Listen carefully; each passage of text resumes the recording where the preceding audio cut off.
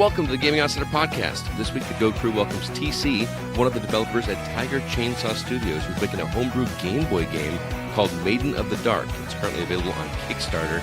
He's also going to talk to us about what it takes to make games for classic consoles, and we're going to discuss some of our favorite homebrew games themselves. In news, Valve made some huge hardware announcements this week that are super interesting. You'll also hear me talk about a couple of new games on Steam Deck. One is CloverPit, and the other is Total Reload. I've also got a couple pieces of hardware to talk about, and Zach played a game on Steam called Hypagia. I have no idea if I'm pronouncing that correctly. Guess we'll find out. This is the Gaming Outsider.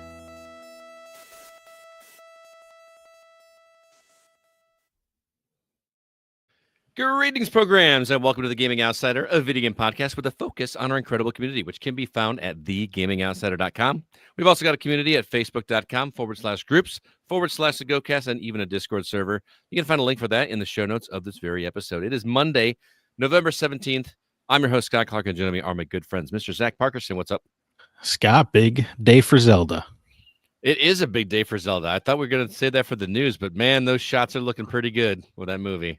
I am very happy with the casting, very happy with what I'm looking at. What did you think? Yeah, sure. I mean, they look like babies, which they should, right? For They being should. Weird elf Kokiri people or whatever they are in Hylia. Does it worry you that they're like the outfits are a little Breath of the Wild? Like I would kind of want to go older Zelda games instead of Here's Breath of the Wild? here's my guess.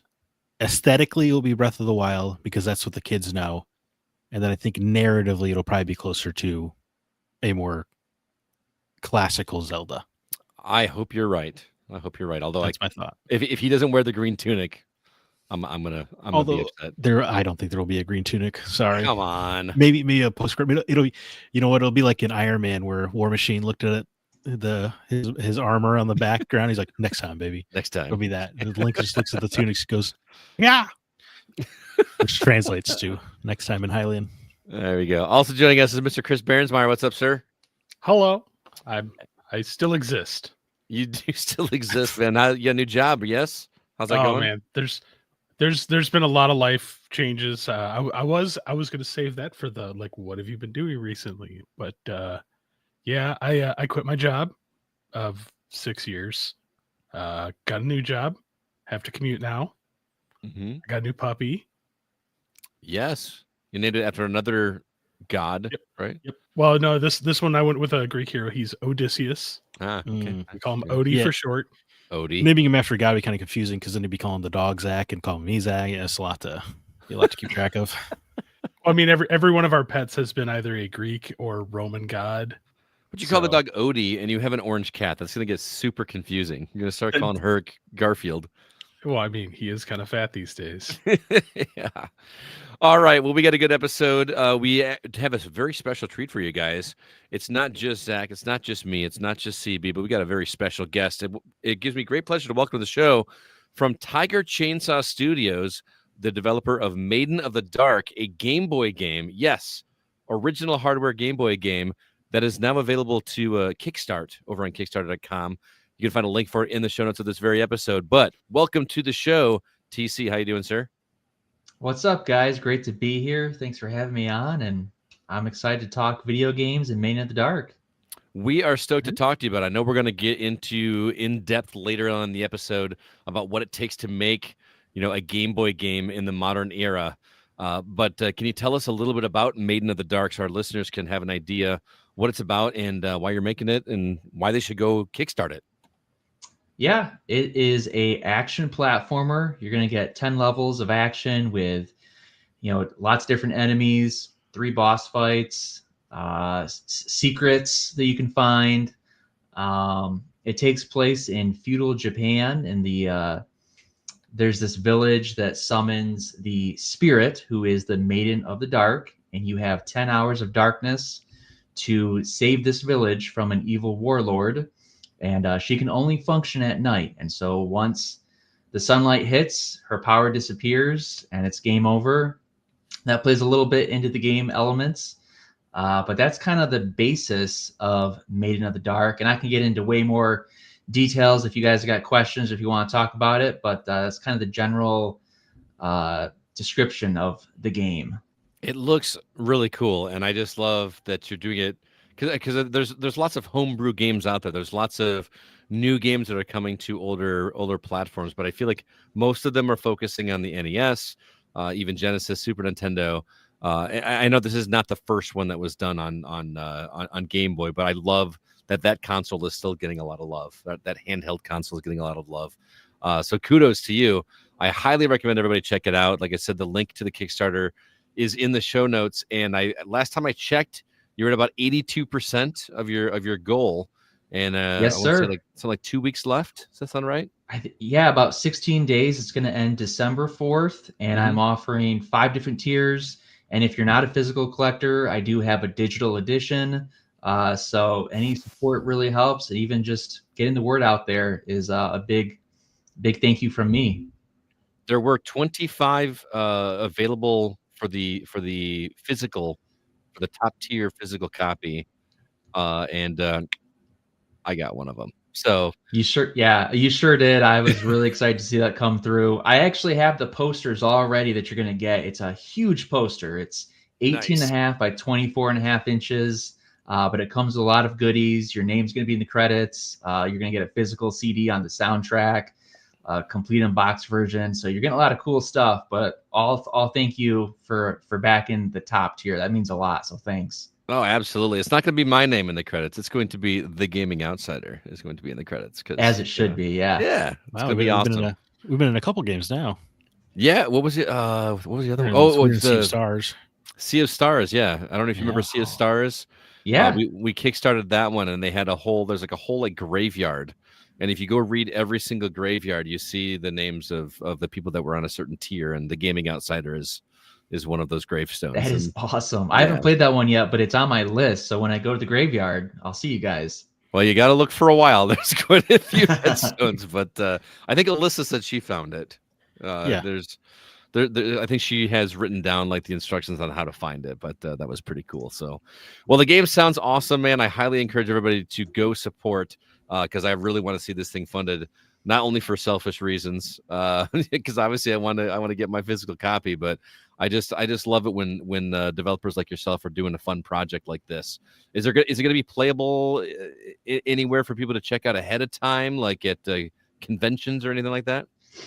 Yeah, so I do have a demo out that you can download right now. It's the first 2 levels, but you're not going to get like the bells and whistles of the cutscenes and the plot. It's strictly the gameplay, but it'll give you a very good idea of the mechanics of the gameplay, of the pace, and all that type of stuff. Really, though, when the Kickstarter ends December 4th, fingers crossed that it gets funded, but if you kickstart it, you should have it in your hands within 30 to 60 days. Oh, wow. So, yeah. So the game's done. It is 99.9% done. Still tweaking a little bit of a couple things, but this entire Kickstarter is to make it physical. Gotcha. And so there's a lot that goes into that, but the game is essentially done. I just wanted to get the word out there, and I can tell that story when we get to that segment, but there's some really cool stuff that goes into that. Plus, you got to put the gaming outside in the credits. I mean, that's the other 0.1%. There you go. Yeah. Well, awesome. We'll get into more detail of that later in our From the Outside In topic. For the meantime, though, I want to talk about some of the games we've been catching up on, and you are our guest, TC. So what have you been playing this past week or so? So I would say I've been playing Live Alive. Is that how you guys are saying it? That's how we said it. Yeah. Live Alive. Okay. Well, that's how I really like this. The Nintendo Direct said it. So that's how I say it.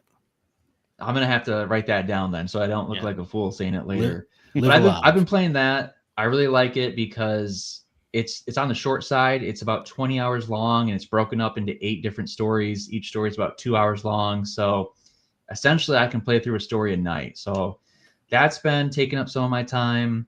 Which ones have you done so far? I have done the prehistoric story. I've done the shinobi story, and I have done the Imperial China story. And last night I just started the Western. All right. So the sole reason why Zach played that game was the Western. For which one? The Western one. The Western. I just started that one, and I'm digging it so far. Dude, it's fun. I mean, it's fun. Yeah. The other timelines are good, I guess. The Shinobi one was a little bit hard because I tried to do the pacifist playthrough where you don't kill Oh, anyone. yeah, no, I definitely murdered a bunch of people. Yeah. I ended up doing that too. It was really tough. It's But it's tricky. aside from that, I beat Sword of the Vagrant a couple weeks ago. That's a hack and slash platformer. Kind of reminds me of Vanillaware. I really enjoyed that. And then for the first time ever, I am playing Tomb Raider, and I'm doing it on the PS1. Oh, the and original. The original, yes. Oh, And I play a lot of retro games, but this one is a little bit tough to slog through with the controls. It's very difficult with the jumping and the grabbing. That's the part that I don't like. So I'm in the first couple levels. It's been really tough, but I'm not one to quit. So I'm sure I'll keep playing it. Yeah, it's funny because I played so much of the original versions that when they did the remastered, I had to stick with the old crappy tank controls and the jump and grab because it was just second nature to me. Yeah. But like I'm I sure- like tank controls, but it's the jump and grab aspect for me that just throws me off. I think tank controls are great for the fixed camera angles, but they are definitely a little wonky when it's an actual explorable space and you're Yeah. back, you're just like doing those little back hops that she does. It's good stuff. Yeah. Takes a while to get used to it. Mm-hmm. man, it would be interesting for you to go jump right from that to the remakes. You know what I mean? See the And difference. and just see the difference. Like I know Zach's kind of an expert at noticing this, but since like you just played it for the first time and then go play the remake, for the first time, like back to back would be like Well, you're one of the few that can actually have that experience. and that's one of those cool remasters where you can just tap the button and change the graphics. Oh, is it? It's like Wonder Yeah. Boy 3 then, where you can just switch behind or switch the Yeah. graphics. I That's love pretty that. cool. Love that stuff. The first I time did- I remember that being a thing was Halo, right? Or Mhm. no, Monkey Island. Remember the Monkey Oh Island? yeah, games? dude, I Oh. totally forgot about that on Xbox Yeah. Live Arcade. Yeah, Yeah. dude. Yeah, That was like hit a button and back in my childhood. It was Right. awesome. So, interesting. Yeah, Yeah. We're all about that. Those re-releases. yeah. CB, what about you, man? Catch up on Well, anything good? Been playing some more Power Wash Simulator 2. Life updates, like I said, have gotten in the way of a lot of gaming stuff. But I've also been playing a game called Deconstruction Simulator, Okay. which is kind of like House Flipper, but instead of fixing houses, I'm tearing them down. So it's just That's- demo. That's more your speed for sure. Oh, love the destruction aspect of it. It's pretty fun. But one of the other things you can do in this is they'll be like, oh yeah, just take down this wall or destroy the whole house. But if you destroy the whole house, you're allowed to take whatever is in the house and resell it in your shop. What? That's not Yeah. how it works. It is in this game. They're like, oh, Grandpa passed away. I don't want any of his stuff, so do whatever you want with it. Or you can actually like deconstruct the house slow. Like you can just straight up hit it with a wrecking ball, or take it apart piece by piece and like resell pieces of the house. Like if it's a brick house, you can like chip out the mortar and like resell a pallet of bricks. Wow. So it's pretty in depth. I'm surprised at like how far it can like they go with it. I love that you're playing a game where like you're cleaning. You're basically tearing down in both games. Just in one you're tearing down dirt, and the other one you're tearing Yeah. down everything. Yeah, some of the construction or like simulators, love them. Yeah. But my other update is Scott, you'll be very happy to know this, but I am less than 30 away from completing the Super Nintendo set now. Nice. What'd you pick up? What'd you get? Just some of the garbage stuff that like I had been missing. But I did pick up a copy of Mr. Nuts. There's the Which game is- called Mr. Nuts. Yep, you play as a Is it with squirrel. a Z? Yeah, I It has want to be It's funny. the I- 90s, right? yeah. Picked up that. Picked up the last Ultima game that I was missing. I came really close to pulling the trigger on an Aero Fighters. I remember you telling me that. It was in the box though, right? It was in the box, but then there was also another one that was not in the box that this guy's like, oh yeah, I have this sitting back here in the booth. And I'm like, $500 game just sitting back. let's triple that amount. Seriously? Yeah, Oh it's my about gosh. what it goes. I'm feeling the little Samson hurt right now. Yeah, this just- is This is why I'm so glad I'm out of the. I finished my NES collection, and I'm washed my hands of that's collecting. that's the final hurdle. Like I'm gonna try to get everything and leave that one for last. Here's That way I here's a can- quick question for you, CB, because they just announced they're going to re-release Little Samson. Does that affect the value at all, or is it Market just hasn't changed. Yeah, interesting. So it's actually not gone about up on my end. so it's not about accessing the games. It is strictly about the cartridge for people. Yes, Yeah. it is the cartridge because it's still a physical copy because again, like you're buying a digital copy for the most part. Sure. But yeah, like there's a lot of purists that still love it on the original hardware, original controllers. And it's one of those rare instances where it's a really rare and expensive game that's actually good. Yeah, You know what I mean? I Like, mean, I'm very fortunate. I paid far less for mine than Scott did for his. you paid about like a fifth of what I paid for mine. Yep. It's all about timing. Yeah. It legitimately was. And it's funny because I remember I kept telling Scott, I'm like, you should probably pick this up now. You should probably, I'll get it. It'll be fine. Yeah. And then No, when he finally, he's like, oh crap. I think I was in a bind and I sold you like 5 of my high end games for your collection at one point, and then I had to go back and rebuy them years later. Yeah. And they were Because about you 4 were like, times as you were much. dipping out. You were like, I'm done. I was like, I don't wanna can't do this. I'm anymore." not gonna do it anymore. And I don't know what lit a fire under my butt, but like went Me? back and was it you? I was gonna It was say, me 'cause I was like- CB, right? I think it was legitimately the gaming outsider episode we did on my porch Where we played Little Samson. where we played Little Samson on my front porch. First time I played that game. We sat and 'Cause beat that- it in one day. That was also the same week that I completed my NES set. okay. Yeah. So Ah, All I've heard crazy. about Little Samson is how expensive it is, but it's actually a good game too. oh dude, it's It it's a is. solid game. It came Okay. so late in the NES's life cycle that like hardly anybody heard of it, and they made so few copies of it. It wasn't the last one. I think Jungle Book was the last game on the Wario system. Woods. Wario Woods was? Yep.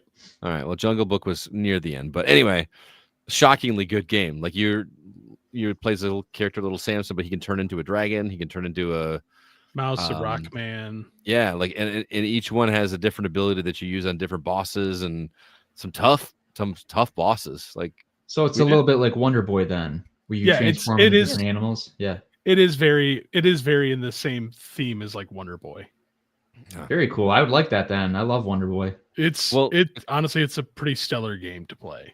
isn't Limited Run Games doing the digital and physical ones of it? Yes, they are, So- but I cannot support that company. So sorry. Yeah, well, I mean digitally, but not gonna get the physical one. Anyway, moving on. I'm gonna talk about a game that I finally, I was really close at the end of last week's episode, but I did finish Clair Obscure Expedition 33 this past week. I think I was blowing up Zach's phone talking about all the stuff that was happening.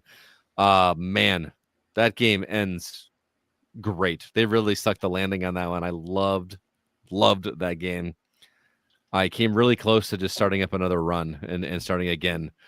Wow. You know how like when you watch The Sixth Sense and then you go back and rewatch it to see the clues, to look for the clues or get a different perspective now that you know what's actually going on.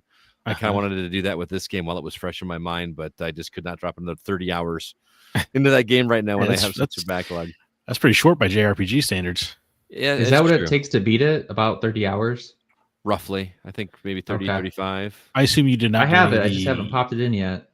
I assume you did not do any of the Act 3 side content. I did not. Yeah. I was Because I assume that'll boost you up to about 60 if you did all that. There's so much, dude. It's crazy. it's an insane amount of stuff that you can do. And it's some of it seems pretty fun. There's some optional boss. I mean, there's even optional bosses like as you go along. Like you can just like choose to take this boss out or not. And it's not like the Final Fantasy VII, like the Emerald weapon and the Ruby weapon that are like out in the middle of the ocean.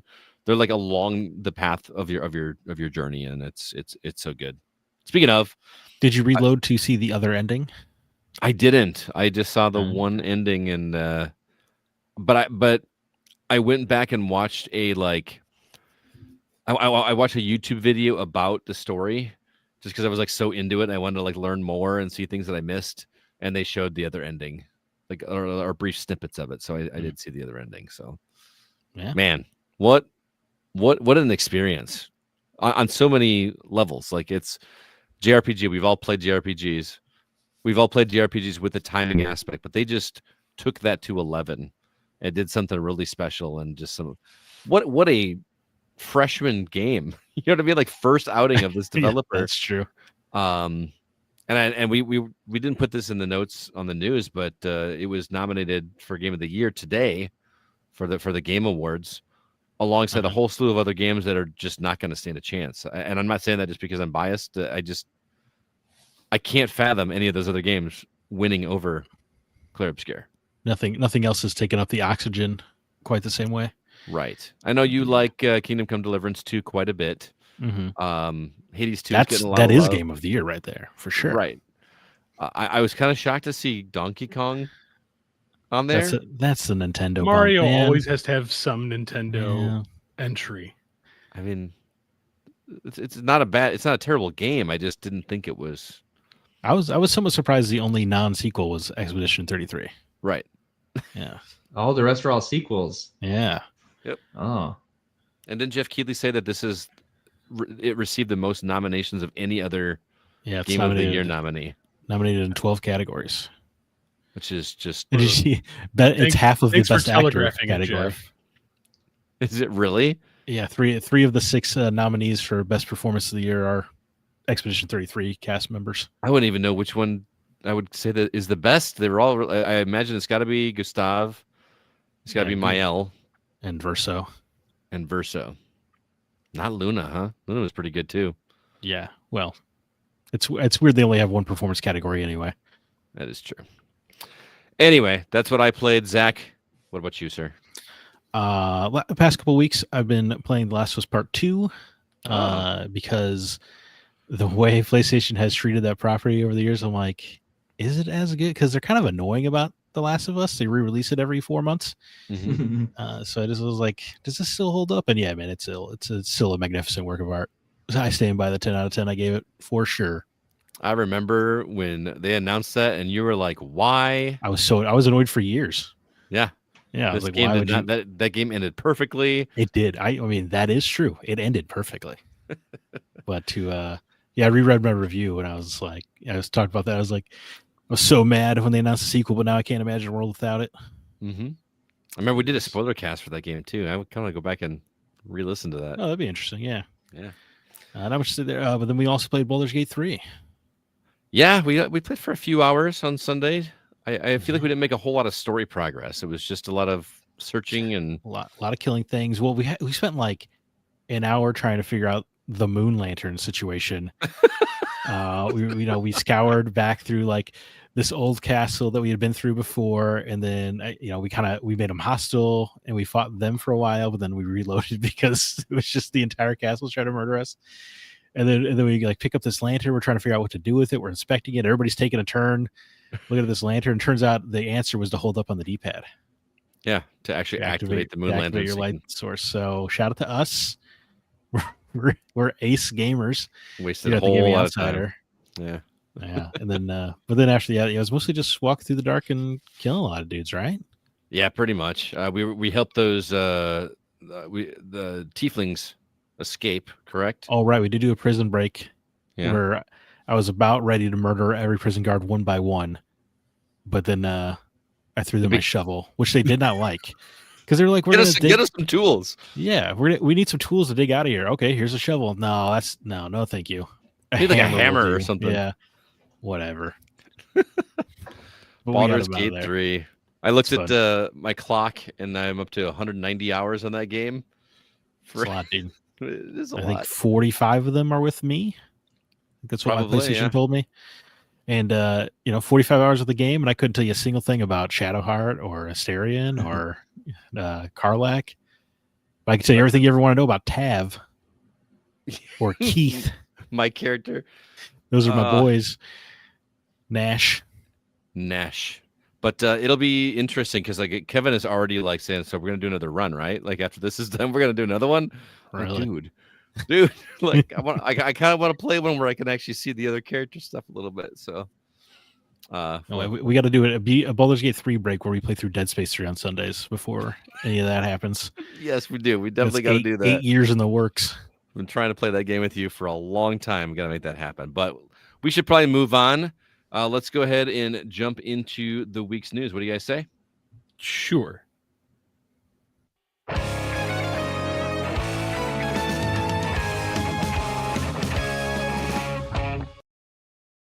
This week in news, we got PlayStation's latest state of play. They had quite a few trailers to talk about there. Valve is finally leaping into the console market. This has probably got to be the biggest news of the week. Everybody is talking about this. On the downside, Bungie continues to be a terrible investment. And lastly, the long-rumored Horizon MMO has been revealed. TC, you are our guest. You get first crack at stories. Which one would you like to talk about? I want to hear about Valve's new console. Yeah. I did not have this in my bingo card for 2025. Did you guys? Well, Let no, me because roll my they eyes announced this harder. bingo card in like 2008. So no, I wasn't expecting it to pay off in 2025. So yes, they actually announced 3 pieces of hardware. One is the Steam Machine, which is going to be using Steam OS. It's supposed to launch early next year. If you see the picture of it, it looks like a cube. I love that the joke running around that they're calling it the Gabe Cube. They've actually made you know how the GameCube logo has that like diddle diddle diddle diddle diddle diddle diddle or whatever. They've made that, but they've turned it red, and then as soon as it drops in, it says Gabe Cube on there, and you can actually make that as your loading screen on your Steam Deck or whatever. I thought that was pretty cool. Anyway, this thing is supposedly going to be 6 times more powerful than the Steam Deck. It's capable of 4K 60 frames per second. It hooks up to your TV, so it is a console but playing Steam games. They also announced a new Steam controller that's supposed to be released alongside the system. If you've seen it, it's got those track pads that the Steam Deck has on it, and then it's got like this ergonomic tilt to it. Valve says it is comparable to a quote entry-level PC. It will get its own verification system on Steam, so you know how like when you boot up Steam and it says like it is Steam Deck verified, it will say Steam Machine verified, and there's no pricing as of yet. But they also The Steam Frame, sorry, I didn't write that down. That's okay. Their VR headset, which is wireless, importantly, and has on frame storage and processing, so you don't actually need a PC to play games. Right. So kind of like the Quest, right? Like you could just do that. However, you can also hook it to your PC. They actually include the dongle. Wasn't that like a big deal with the Steam? Like it was like really hard to find that dongle to hook up the VR headsets for a while. There's CB, you know what I'm talking about. That was hard for the Oculus. Was that what it was? If you had the Oculus, you needed that special. They were sold out like constantly. Yeah, it was really difficult to get those. But so yeah, that is the Steam's 3 pieces of hardware. Usually this kind of thing, I feel like they roll out like, oh hey, we got this new controller coming. Here's a controller, and then weeks later, here's a headset, and then by the way, oh, we got the Steam Machine. They just go ahead and drop the news on all 3 of them all at once. Kind of blew my mind. What are your guys' thoughts? Is there a timeline for when it's going to be released? They just said early next year. That's all they said. There's already some in the wild for testing. Oh, all right. The thing that excites me the most is that you can hook it up to your TV. That's really cool. I had no idea that was a thing. So that's something that intrigues me as someone that does not have a Steam Deck. I like hearing that it's 6 times more powerful though, because then that might make me purchase it. We'll see. Yeah, see, I have a Steam Deck and I can hook up my Steam Deck to the TV. I have a Steam dock. So it's not it's kind of like a Switch. It's a Switch without the magic is how I phrase it. You know, it's a little more cumbersome, and you can't just like go like if you put just the game straight to the Steam dock, it always looks funny. So you kind of have to restart it every time, but you can put it on the TV. Yeah. Yes. So I do have that ability, but like you said, 6 times more powerful. Not that I'm playing I'm playing nothing but indie games on my Steam Deck, right? I bought Control and I've never booted it up. I've got like Fallout and all this kind of stuff on there. I never play them. I play indie games. So, well, that's the beauty of having access to the Steam ecosystem is there are so many games on there that can't get console distribution, right? That you get access to. And that's super great. Yeah. I'm not excited. No, why? Steam does a very good handheld. I want them to stay in the handheld market. I think that's a phenomenal spot for them to fill. So far I actually did some research into this today. I haven't seen anything about a price point for it. Yep. They're saying it's comparable to an entry level PC. However, the 3 people that I've watched videos of who have demo units for this, it's clocking in slower than a PS5. And you can't upgrade it. So it's going to have very limited shelf time. I mean, honestly, like unless the pricing is really good on it, I would rather just buy a PC. That's Because I can the million also dollar hook question, my, right? I can hook my PC up to a TV. Mm-hmm. I think that's going to be the $1 million question, really, is because I think that it's really interesting that this news comes out not long after Microsoft says, "Hey, that's what we're gonna do." But we just did the ROG Xbox Ally X. Did I say that in the right order, Zach? Yes. Who knows, dude? Just did that, and the handheld was $1,000. You know what I mean? So this is a really good opportunity for Valve to just undercut all that and do a really cheap box. I know I'm being optimistic, rose-colored glasses, Pollyanna right now, but if this thing comes in, I will be shocked if it does. But if this thing comes in at like $500, $600, it's gonna sell like crazy. I don't think so.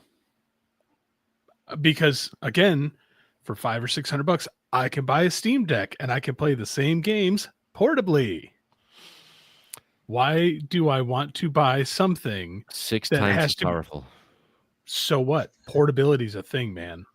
Portability is legitimately a thing.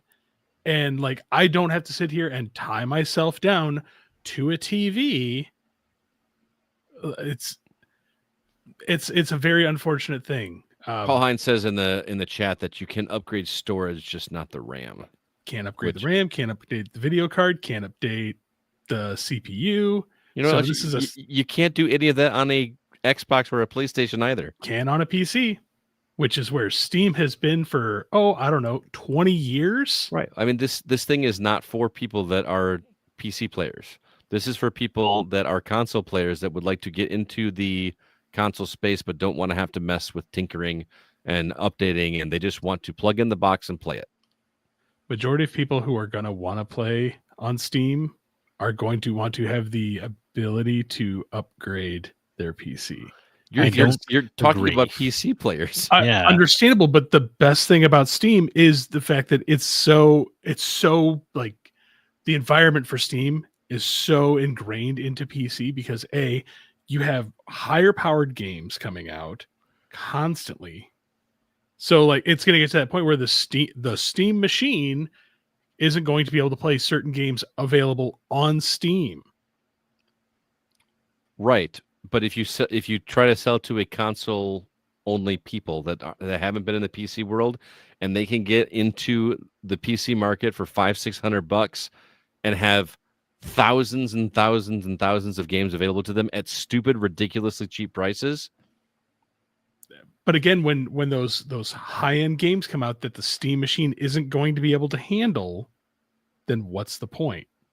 Well, the Steam Deck can handle Cyberpunk, and this will be 6 times more powerful. So I don't think power is as big a concern as you're making it out to be. PC games are intentionally variable in their settings. I would have rather seen them make a stronger, faster Steam Deck. Well, yeah, that's probably happening too.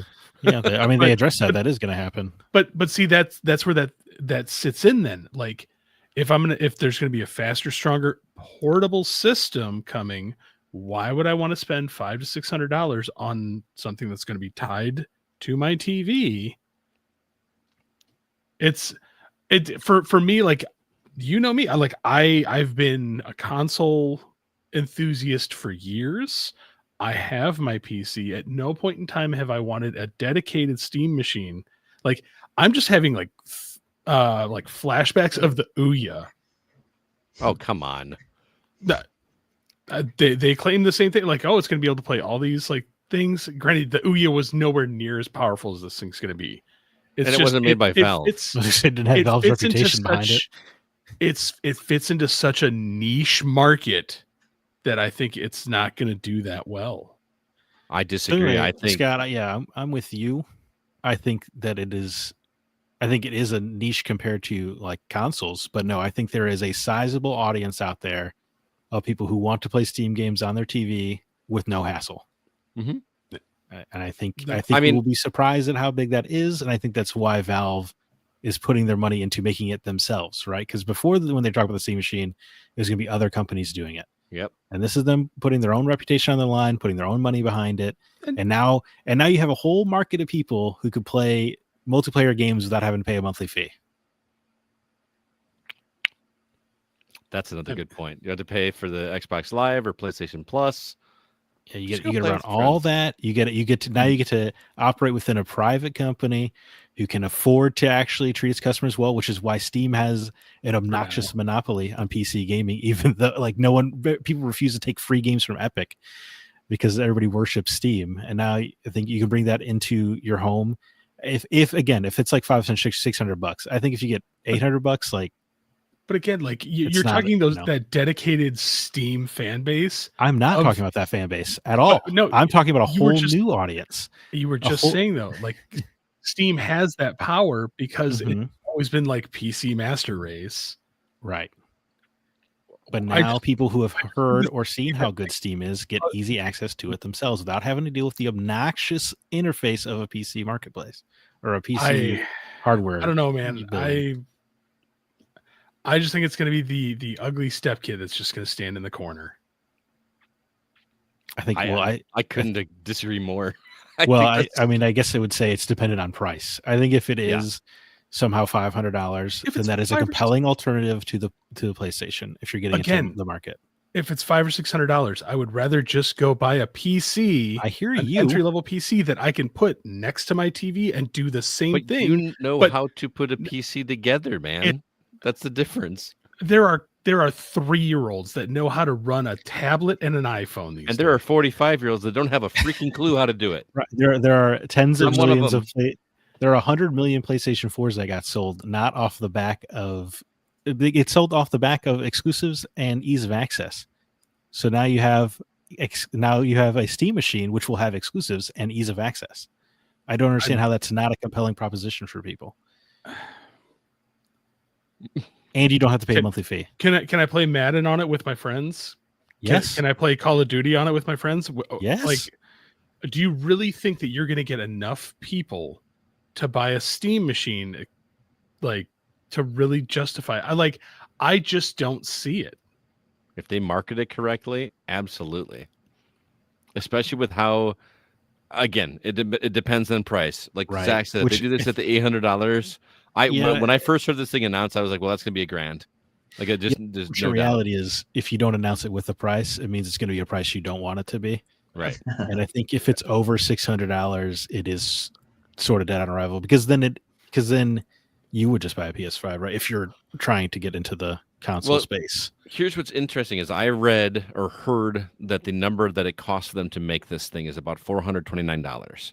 So if they were to Which sell it means for it's gonna be- $500, that's not a very big profit margin. The question is whether or not it's going to be worth it to do it at that price margin to get that market in there into the Steam ecosystem to buy games from there so they start making their money on the software.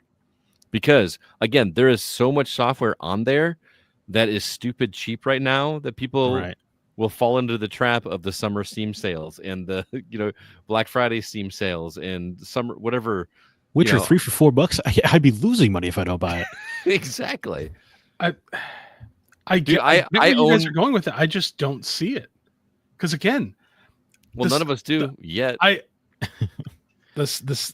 still like the Steam Deck and the ROG because the Ally X or the Ally. My Ally I paid $600 for. Mm-hmm. It's a great price and it's portable. Granted, yes, this is 6 times more powerful, but you're gonna have people that are gonna have to buy like a nicer TV if they want to experience the 4K ray tracing and all that. Like it's not just the Steam box. Like now that I'm thinking about it, like you're going to have a nice TV. And then you're gonna be like, oh, I better have a nicer keyboard to go with it and a mouse. Hell are you talking about, dude? You are making up a weird world. Well, no, like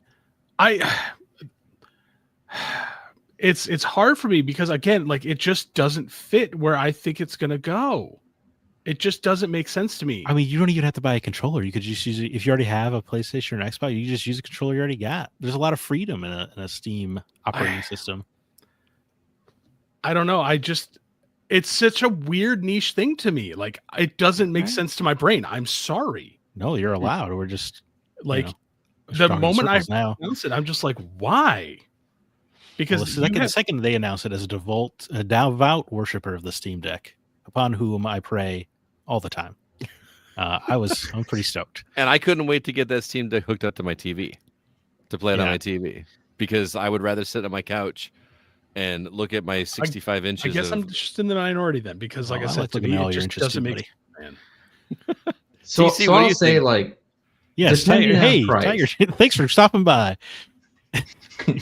depending on price, I would be interested. Whether I'm niche or not, I think I'm the target audience because I've never been a PC player. I don't have any knowledge on how to put together a PC. And if you're giving me something that will plug into my TV and I can play Steam games on it and have access to all these games, I think it's something that I would enjoy.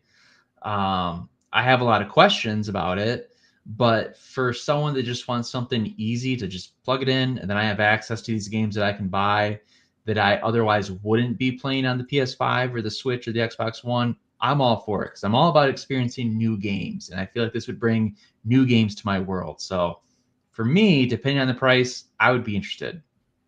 Dude, and think about all the porn games you can play on your TV now, CB. Look At great on my discount 100 inch prices. TV. Again, Yeah. why I have a portable thing that I could do that on, so I can just be like, oh, for myself, I don't have to have anybody strange staring over my shoulder. Now, no matter where you are in your home, you'll have access. All right. Well, Real Some of us are quick, is it excited. going to be like, can you play multiplayer with someone that's playing on a PS5, or is it not cross-platform? Do you have to have someone that's also using it? It depends on the game. Okay. I think most games these days are generally cross-platform. but I mean, I think he's asking like, will it be cross-platform for the Steam machine like it is for playing on a Steam Deck or I can tell you from experience that we've played cross-play Baldur's Gate 3 with someone that was playing on a Steam Deck while I was playing on Xbox and while Zach was playing on PlayStation 5. That's so, really cool. Assuming that works, that is compatible with the Steam Deck or the Steam machine, then yes. But again, it comes down to the game. Right. So my assumption is that it would work similar to the deck, but I don't know if that has been stated explicitly. So I don't know. I think it's interesting, and I think it's really interesting to just to look at what it's going to do to consoles, because the next generation of consoles is so up in the air right now. Implicitly, not explicitly. Thank you. I mean, with what Microsoft is talking about doing for, they don't even want to do consoles. They just want to do like this big PC box kind of thing. Yeah, I saw like Sarah Bond's thing today about that, where she's like, no, we're still absolutely committed to hardware. And I'm like, everything you're doing says otherwise. Yeah, I can't imagine that next whatever it's going to be is going to be under $1,000. And I'm sorry, but they said that explicitly, like that it's going to be a premium high-end machine. So yeah, I think $1,000 is probably underestimating, right? Yeah, I would agree. If their handheld is 1,000. Yeah. All right, well, let's move on. We got a lot more to talk about. CB, what story would you like to discuss? Oh man, honestly, both like that was my the Steam machine was kind of my thing, but you know what, the Horizon MMO. Okay, really? Okay. I want to see if I'm excited for it. So yeah, titled Horizon is Steel Frontiers. Being the when I started reading this article, there's a few things that got me a little worried, but it's being developed by NCSoft. Apparently, there's going to be a lot of extensively utilized AI for the artwork and other things in this game. I love all of the Horizon games that have come out so far. Do I think the Horizon series can stand alone without Aloy's story? Depends. I'm a little nervous on like MMOs because I loved playing World of Warcraft back in the day. I loved playing EverQuest back in the day. I loved playing most of the Forgotten Realms stuff. But when it came to Neverwinter, what is it? Elder Scrolls Online, I got bored so fast. But I absolutely love that universe. I don't know if the Horizon universe has enough legs to stand on its own. I honestly don't know if the Horizon universe has enough legs to stand on for a third game. Well, it does for you, right? You love Horizon. I do, but I don't know if I want to play another one. Like I finished the second one, but it was a slog, man. I really had to push myself to get through it. There has to be a third one because it ended on a cliffhanger. I know. And it's been a hot minute. Mm-hmm. So I've played the first Horizon and I beat it, and I guess I'm kind of surprised at how much they really push this franchise, because isn't there a Lego game too? Yeah, dude. There's a VR game. It's an industry plant franchise, dude. It's insane. Oh, I like that. Yeah.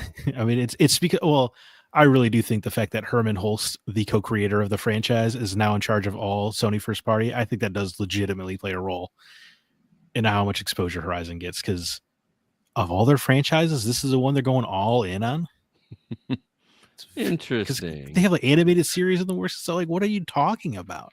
Yeah, this one though, it like, again, I'm like, I don't know if it's got the legs to really run. Would I love to play in this universe? Absolutely. I was gonna say I don't play MMOs, but I feel like this universe is ripe for an MMO. Well, it speaks to the 12-year-old boy in all of us, just fighting robot dinosaurs. Yep, with primitive tools. Yes. So, we already have that. It's called Arc. Well, I think this looks a little more interesting. Yes, I appreciate that it seems action oriented. I liked the setting of Horizon for all of its goofiness, but I could not stand the story of Aloy. So this is most appealing to me, but the fans that they're bragging about all the AI, I'm out. This is a no from me for sure. Just not interested. Plus, I'm also really nervous about the third one now without Lance Reddick. That's fair. Oh yeah, I didn't even think about that. Silence is important. Is he an important character in the sequel as well? The end, yes, very much so. So, is there a third one confirmed? Yeah, it's been long rumored, but it seems like every time they're like, the announcement for the next Horizon game's coming up, and they're like, and it's a VR game, and then like the next one, and it's a Lego game. Whenever Guerrilla talks, they always say we're working on more than just Horizon, which to me has always just been like, yes, quietly admitting like, of course, Horizon 3 is coming. So I think it's all but confirmed. Yeah, every time they announce a Horizon announcement, it's always everything but just wrapping up the story. So, but like I said, going back, it's making me a little bit more nervous. The fact that something that's always had so much meat on the bones for this game series, that I'm just nervous to see how much they're going to lean into the AI. So it's just going to be like, here's all these robot dinosaurs that have always looked the same between the first and the second game. And now like, oh, look, this T-Rex has 4 heads and looks backwards. Like, is the AI just going to go completely off the wall? I don't think it's like generated on the spot, right? Like, I don't know. I don't know how it's built. Will I love to see Bethesda style errors in a Guerrilla game? Sure. Or what about No Man's Sky, where they just like generated planets and those procedural, right? Not right generative. Yeah, procedure. But yeah. But I mean, just like the fact that extensively utilized AI generation is all aspects of development, from coding to art. So, how much free reign we giving this AI? I don't know. It's crazy to me that like it's everybody a franchise about how AI is evil. It's a good point. Really strange. to lead into it so much. It's just very weird to me. Like almost every person I talk to, almost everybody, like 95% of the people I talk to are like, "Oh yeah, dude, AI, man, we can't do that. That sucks." But it's happening. Like it's just it just keeps getting more and more prominent. Like businesses are talking about doing it for this and that and that. And oh yeah, you give an inch, you take a mile kind of thing. I just don't understand why. Because you have a large swath of CEOs and other people in places of power who bottom don't line. even understand how the internet works. It's a series of tubes. Yes. Didn't the new Coca-Cola commercial come out in Oh, AI and like I one of the trucks laughed. was like missing wheels or something? No, the semi has 16 different configuration of axle throughout the entire commercial. At one point in time, it's got like 3 axles in the back and 6 wheels, and then it's like a normal looking semi, and then there's 2 in the front but no axle in the back. So like of all the commercials to do this with, they're like, yeah, let's take the heart out of Christmas. Well, like one of the most, like every year, Coca-Cola's like Christmas, like the Santa Claus and like Christmas is coming stuff. Everybody sees it every year. So let's take something that's so scrutinized and blatantly mess it up. Right. Crazy. And not completely unrelated. I mean, it's AI. I don't know if you guys have seen like the videos of like Mr. Rogers and Snoop Dogg hanging out. I laugh every time. No, Mr. Rogers and Bob Ross. Mr. Rogers and Bob Ross, and it just, I don't know, man. It weirds me out. That's the AI Price is Right ones are awesome. Seeing Mr. Rogers dropping F-bombs bugs me a little bit, man. Well, I mean, it's disrespectful, but what are you gonna do? That's the world we live in. The Bob Ross ones are go a little hard too. The Mr. Rogers ones do too, man. Like some of the stuff, it's starting to bother me. Like Mr. Rogers was like the last bastion of goodness in television. I feel like, and I don't mean like there's not good TV. I mean in terms of good person. I was about to say, how dare you disgrace Betty White? It's not what. Well, it's different. Betty White is a saint. You leave her alone. Are you talking about Dorothy Mantooth? Her too. Anyway, Horizon Steel Frontiers coming to PC and mobile, not PlayStation 5. Interesting. Also, again, they're like, let's just keep a clear separation. Well, I think that's standard of mobile MMOs is that they come to PC as well. It's just funny when it's a hard line first party franchise like this. So it's going to be available on mobile, but not on the platform where the game originated. Correct. Where the series originated. Correct. It's a little bonkers to me. All right, let's move on. Zach, what story is interesting to you? I always like talking about the Bungie boondoggle because I think it's one of the worst corporate decisions in recent history. Because they paid $3.6 billion for Bungie in 2022, hoping to utilize all their expertise and the sweet Destiny money, and then it turns out there's not any sweet Destiny money. It's funny though because nowadays looking at 3.6, that seems like a drop in the bucket compared to what everything else is going for. I don't know, 3.6 just the guys who are running one game seems crazy to me. No, I get that, but I mean, for how big of a cash cow it was at the time, I don't think it was that big a cash cow. Yeah, I'm with Zach on this one. I think it was just a giant farce. Because remember, Activision dropped Destiny, for instance, and it's Activision. They don't drop anything. So you think this was a more on the name Bungie than Destiny? I think it was part of Jim Ryan because he was in charge at the time, where they were going to have a dozen live service games. And I think they brought them in for their expertise. And then the one game that they said, this will be your banger, was Concord. That didn't work out.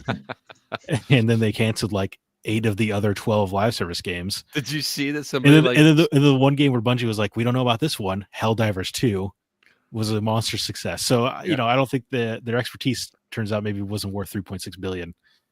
No, I'm not saying it was worth it. I'm just saying like, if it had panned out, it would have been like, you know what I mean? Because it's so much cheaper than what other things are going for.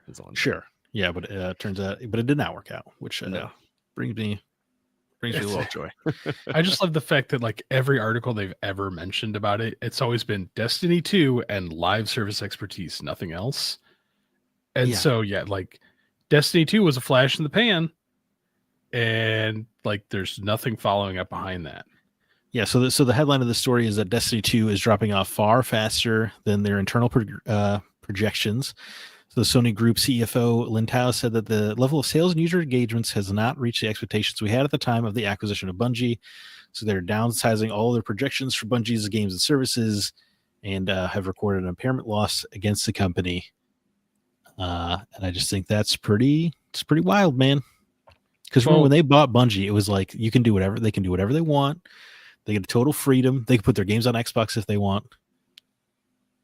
Like they were like bent over for Bungie. Yeah. What was the name? Last expansion for Destiny 2? Was it the Something the the final shape? So yeah, there you go. Final, yeah, I have final in the name. Mm-hmm. So yeah, it's just a game that you're not really doing a lot of expansions for. Like you pretty much hit the hard line top for it fairly quickly. Watching some of these people raid in that game, like it was going to fall off. Well, and they also don't allow new people to play it, right? They vault all of their old content, so you can't ever play Destiny 2 as a newcomer. So it's not a very good business model. Yeah. So and that would make you want to keep playing. Like that means everything I've done has been a waste, and everything I'm going to do in the future is going to eventually be a waste. And it would make me not want to say I was into Destiny 2 and I heard about the vaulting. I'd be like, well, I paid for that stuff. Mm-hmm. And now you're telling me I don't get to use it anymore? Why would I trust that company? Exactly. That's kind of crazy.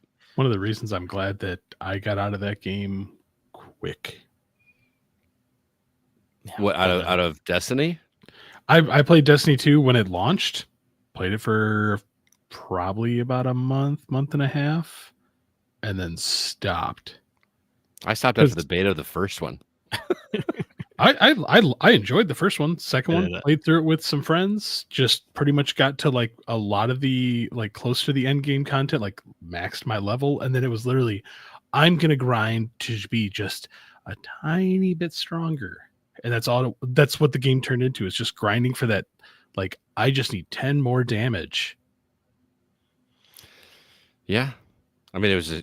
I still think it had a huge following. A lot of it people does like for sure. But it was just it's very repetitive. Yeah. All right. Well, we've lingered quite a bit. I'm going to go ahead and move on. I'm not going to take a story. We're going to the very boring PlayStation State of Play. Well, that was the thing is like I feel like there was nothing really super new from the State of Play, and I just didn't feel like it was worth. That's all I'm going to say on it. Last few State of Plays snore. If you're not into Japanese games, this was not the State of Play for you. Yeah, pretty much. So let's go ahead and move on. We got a couple things to mention real quick. I just talked to Aaron Peterson over at the Hollywood Outsider yesterday. Actually, he said there are still spots available for the Alaskan cruise that we're going to on July 19th. There's about a dozen. There's about a dozen regular cabin and about a dozen balcony rooms available. So plenty of spots available. We will be leaving Vancouver, British Columbia, and then various stops along the way in Alaska. If you've ever want to go on a cruise, want to go to Alaska, or just hang out with people from the Gaming Outsider and the Hollywood Outsider. If you've ever wanted to see Scott and I get super drunk, it's happening. Your chance. Oh yeah, definitely going to happen. I'm looking forward to it. All right. With that said, let's go ahead now and jump into the new games that we've been playing.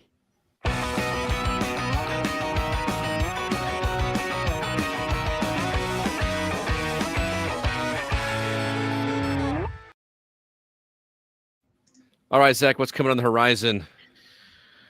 Not Horizon Steel Frontiers. On November 21st, Silent Hill 2 finally makes its way to Xbox Series consoles, the remake. One Piece Pirate Warriors 4, a fighting game from a few years ago, jumps over to PS5, PS4, Xbox Series consoles, Xbox One, and Switch 2. Terrifier, the arcade game, a 2D platformer based on the recent slasher horror franchise, goes to PS5, Xbox Series consoles, Switch, and PC. November 24th, Solo Leveling Arise Overdrive, anime-based game, comes to PC. November 25th, Project Motor Racing comes to PS5, Xbox Series consoles, PC. Horror game AILA comes to PS5, Xbox Series consoles, PC. Additional horror game Pools So you can explore some creepy pools on PS5 and PSVR 2. November 26th, visual novel Detective Instinct Farewell My Beloved comes out to Switch and PC. And then on November 27th, Bubble Bobble Sugar Dungeons comes to PS5, Switch, and PC. And The Last Case of John Morley comes to PS5 and PC. Scott, are any of these games interesting to you? I saw Bubble Bobble and I was like, man, I love Bubble Bobble back in the day. I don't know if you guys have watched this trailer, but they've just like blown all the fun out of that franchise ever since.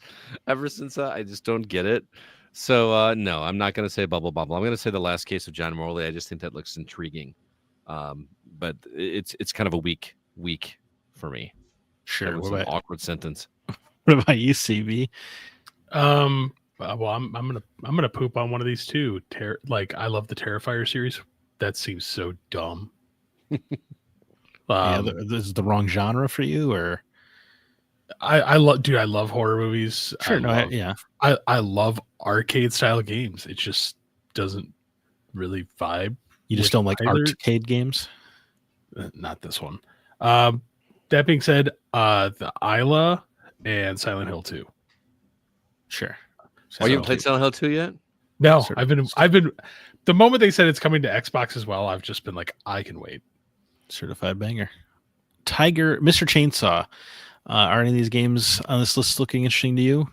If you didn't watch the trailers, that's okay. You're a guest after all. I didn't watch the trailers, but I perked up hearing Bubble Bobble because, again, I used to play that way back in the day. But what's wrong with the series now? How'd they screw it up? I don't know. If you watch the trailer, it's like they've turned it into a puzzle game where, I don't know. The original was great, right? You and your buddy get together, you blow bubbles to destroy all the enemies. This one is like, how are you going to use the powers and the bubbles to destroy 3 things at one time with a shot of flame or whatever? And the bubbles just look so, I don't know, they look too big. And they just look too. It's just the game was cute. I get it, but it is just so overly intensely cutesified. I don't know what the word is, but it just, I don't know. It sucked all the love out of it for me, and I'm sad. I feel like I haven't really played a good Bubble Bobble game since. Bubble Bobble was great because it was simple. Yeah, it was simple, but it's crucially difficult at points.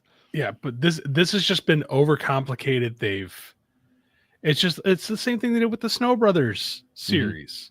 Mm-hmm. They're just like, we're going to overly complicate this to try and give it more legs when all it really needed was a fresh coat of paint, and that was it. It doesn't even a fresh coat of paint. Give me another 100 levels. Well, I know, but what I'm saying is, like, instead of like looking at the original 8-bit aesthetic, they could have given it a fresh coat of paint and literally done the exact same level layout. Yeah. And it would have been fine. Because guess what? That's all they've been doing for Tetris, and it still works. They got a Pac-Man Championship Edition, this thing. There you go. Like super speed mode. Yeah. How about you, Zach? Yeah, as for me, The Last Case of John Morley does look interesting. Looks kind of noirish, horror-ish. But for the life of me, I couldn't find a gameplay anywhere of this thing. Yeah. And considering that comes out in 10 days, I find that worrisome. Yeah. Quite worrisome, in fact. So it'd be a dialogue selector game. Yeah. It could be. It could be. I don't know what it could. It could be anything, literally. So I think from this list, I think I would just replay Silent Hill 2. There you go. Again, I like it.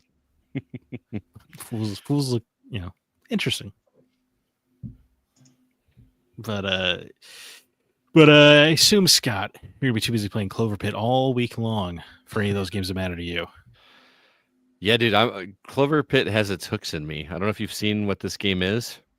It looks like Slot Machine Balatro. Kinda. I remember when I talked about Luck Be a Landlord back in the day.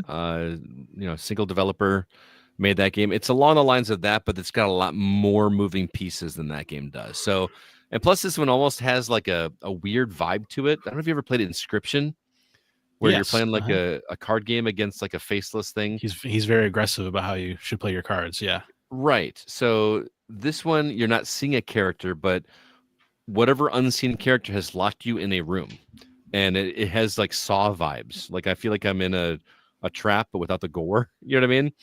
And I'm in this room.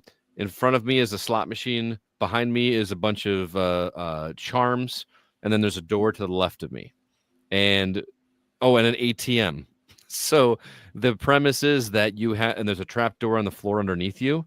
So you have to deposit a certain number of money into the ATM under a certain number of terms. And if you don't, then the floor gives way and you fall to your death. So the only way to earn money is to play the slot machine. And the slot machine is your standard slot machine. It's 3 rows of 5. And there's, cherries and bells and all these different icons, clover leaves. And, you depending on how well you do in the slot machine, it's coins spit out. You deposit if you have enough to deposit them in the ATM, you're good. You go on to the next level and you survive for another. They give you a new plateau or whatever to get to. But then, like you said, it does the Balatro thing where you have all these charms that you can purchase. Because not only are you getting coins, you're also getting tickets. And tickets can be used to purchase upgrades that make the slot machine work better for you, or it turn the odds in your favor. Exactly. And the math on this, dude, is like insane.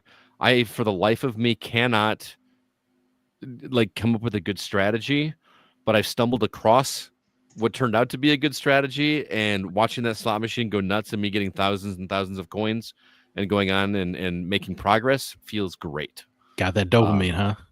Yes, exactly. You You like thought how you were going to be free, and then they roped you all the way in. Yeah, I almost gave up on this game multiple times, but then I'm like, oh, one more run. The game even taunts you with that and says, "Oh, just one more run. Am I right?" Or something like that, like in between. That's good.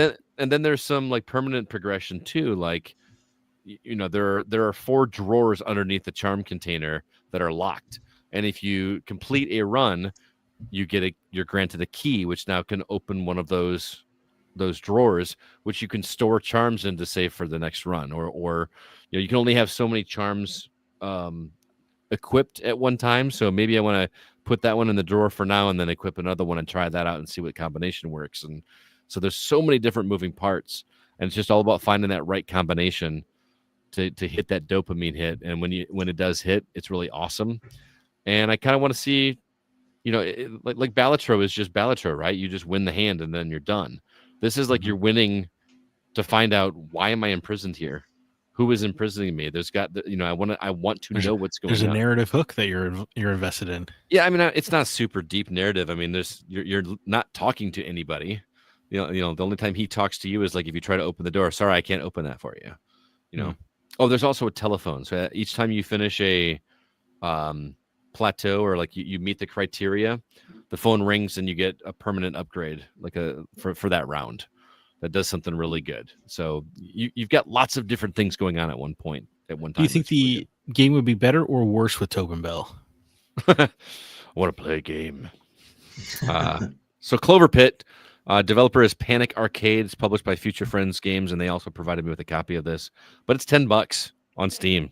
Wow, only $10, huh? Yeah, if you like this style of roguelike, there's a lot of luck involved in it, which is a slot machine, I guess, right? Yeah, but I mean, you're able to manipulate it, but there's something weird about luck being a factor that takes the pressure off of me a little bit.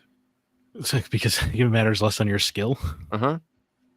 Is it so? Balatro, you can obviously turn the odds in your favor by changing suits or selling cards or whatever. Mm-hmm. So is it harder to turn the odds in your favor since you've really only got like 3 rows of a slot machine? No, because what they do is it basically increases your luck, or it increases what types of icons appear. So there's a board. There's 2 boards on either side of the room. One shows how often each of the symbols show up, like percentage wise, like how many cherries will appear 15% of the time. Clovers will appear 15% of the time. 7s will appear 2% of the time. So you're kind of building a run because some of the things that you're getting increase the percentage of 7s or increase the percentage of cherries or whatever. And so you're trying to build a run based on that one type of icon that you've decided to be the one for this run. It may work out for you. It may not. You know what I mean? So you kind of have to play the odds a little bit that way. And then on the other side, there's a multiplier. So you get a certain amount of points for each different kind of pattern, like 3 in a row, left to right, 3 in a row, up and down, 4 in a row, left and right, 4 in a row, up and down. Or I don't know if you've ever been to like a slot machine in Vegas, how they've got like all the different patterns. Like here's a V, here's a box. The jackpot is getting the same symbol on the entire thing. So there are multipliers where you can actually make those multiply 2 times and 3 times their value. So that's where things start really ramping up, and it feels awesome. And also, there's another mechanic. Once you hit the 3rd plateau, that the number that you need to hit is 666, and it also says that if you then all of a sudden the number 6 starts appearing on the reels. And if 666 pops up in a row, which you have like a 1.5% chance to do, then you lose all your coins. It's devastating, right? Oh no. So then there are charms that help you to, if you get a 666, this happens instead of losing all your coins. So it's nice to have like that in your back pocket kind of thing. But I get the impression that there's going to be, just based on some of the charms I'm looking at, that there's going to be instances where I'm going to want it to roll 666. Okay. There are things that are like, so something good's going to happen if I need to get the proper combination of things and then get the 666, and then something good's going to happen. But I don't famously know a lot of good things happen when you meet the devil. Yes. Yeah. So CloverPit, it's only on PC as of right now. I could see this one easily coming, to console or Switch or something like that in the future. I don't know if they are. I just I know that it worked for Balatro. It worked for Luck Be a Landlord, and people are loving this game. It's $10. It's great. This is the Luck Be a Landlord guy, right? I don't know, honestly. No, I don't believe so. I thought that was just one dude, and I do not recognize the developer name, so I could be wrong. But yeah, no problem. I'm probably wrong. Yeah. So I want to talk to you about the game you've been playing, Zach, and I don't know if I pronounced it correctly in the intro, but I said Hypagia. Is that wrong? Dude, I don't know. It could be Hypagia, Hypogia, Mhm. Hypagia. I don't know. But Hypagia is as good a guess as any. But this is a very simple 2-hour game where it is totally dialogue free, and you play a little robot guy who the whole game you just interact with. You have like a giant staff with a hook on the end. Mhm. So your main mechanic is pole vaulting around.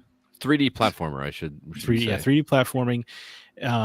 But what really stood out to me was the artistic direction, because it's a lot of like, it's these weird mega structures and these giant cave systems, Mm-hmm. but it's all very industrial and everything's metallic and rusty. It doesn't really make like, it intrigues me, because I'm like, why is all this built underground? And like the only light you get is like through cracks that are allowing light in from the outside world. Mm-hmm. And the whole game is just you silently traveling around. You have a little robot buddy that you're helping out, a little one-armed robot pal. And a lot of the game is trying to make sure that they can get to where you need to go as well. And it's just like a very simple platforming game, but the platforming is very good, like very like excellent. And it has new mechanics. It's only 2 hours long, but every area has a new mechanic, and they use it in interesting ways. And it really just reminded me of like old 3D platformers, but with some interesting precision involved. And the pole vault gives you, much like a double jump would, I suppose, the pole vault gives you an interesting level of freedom. Okay. Where you're sort of making your own platforming journey. Mm-hmm. And it's just there's just something about it. I was trying to describe it to my wife. Have you ever just go to an art gallery and you have no idea why, but a painting just like speaks to you and you feel it? Hypagia did that with me. Like, I just kept thinking about it, despite its short runtime. Like, there was just something about that little robot buddy trying to make his way out of these caves. That really worked for me. And this looks like it's made by a single developer, Charlie Wagner. Just Charlie Wagner, absolutely. Single dev, $10, 2 hours. Yeah, if you like something new, I think Hypagia is a way to go. And this is only on PC though, right? It is only, yeah. Mm-hmm. Worked well on Steam Deck, I assume. Yeah, it's verified. I think it's verified. I certainly had no problems whatsoever. Yeah. Awesome. Whether deck or docked. Oh, well. I didn't realize you had a dock. I don't know why I didn't know that. Oh yeah, it's so nice. It's nice, isn't it? Yeah. What control do you use? Like a PlayStation controller? I use the Xbox Series S controller. Yeah, it's great, isn't it? Yeah, well, it's it's the same button alignment, which helps with my brain. That's true. That's true. Yeah, and also it's the Xbox they've made nice controllers for a long time. That's true. I agree. So again, Hypogea. Yeah. Hypogea, Hypogea. I think I think you should check out the Steam page and just see if it trips your trigger. It just The trailer looks great. Yeah, it's a very compelling game. Yeah, it's almost, I feel almost bad saying this, but like when I see that it's like a short game, I'm immediately interested. I say this and I just finished Claire Obscure, but I don't know. I like these just like short little experiences, and people be like, oh, $10 for a couple hours. You pay $12 to go see a 2-hour movie. Right. Or, I mean, the whole world exploded over Journey. That was only like 3-hour game for $15 or whatever. Mm-hmm. Exactly. So, this is I finally feel like I know what the Journey people felt. I'm like, oh, like you get the emotional connection to this short little wordless game. So I didn't feel even though there's Journey. no dialogue, it's just beeps and boops or what? No beeps and boops at all. No, just a silent little adventure. Interesting. I kind of want to check that one out. Very cool. Yeah. So, Scott. Yes, sir. What's it like to play Portal 3? I'm glad somebody else picked up on that. I've been playing Total Reload on PC. Clearly, you've seen the trailer. Yes, yeah. It's very difficult to look at this and not think of Portal. This is very Portal-esque or inspired by.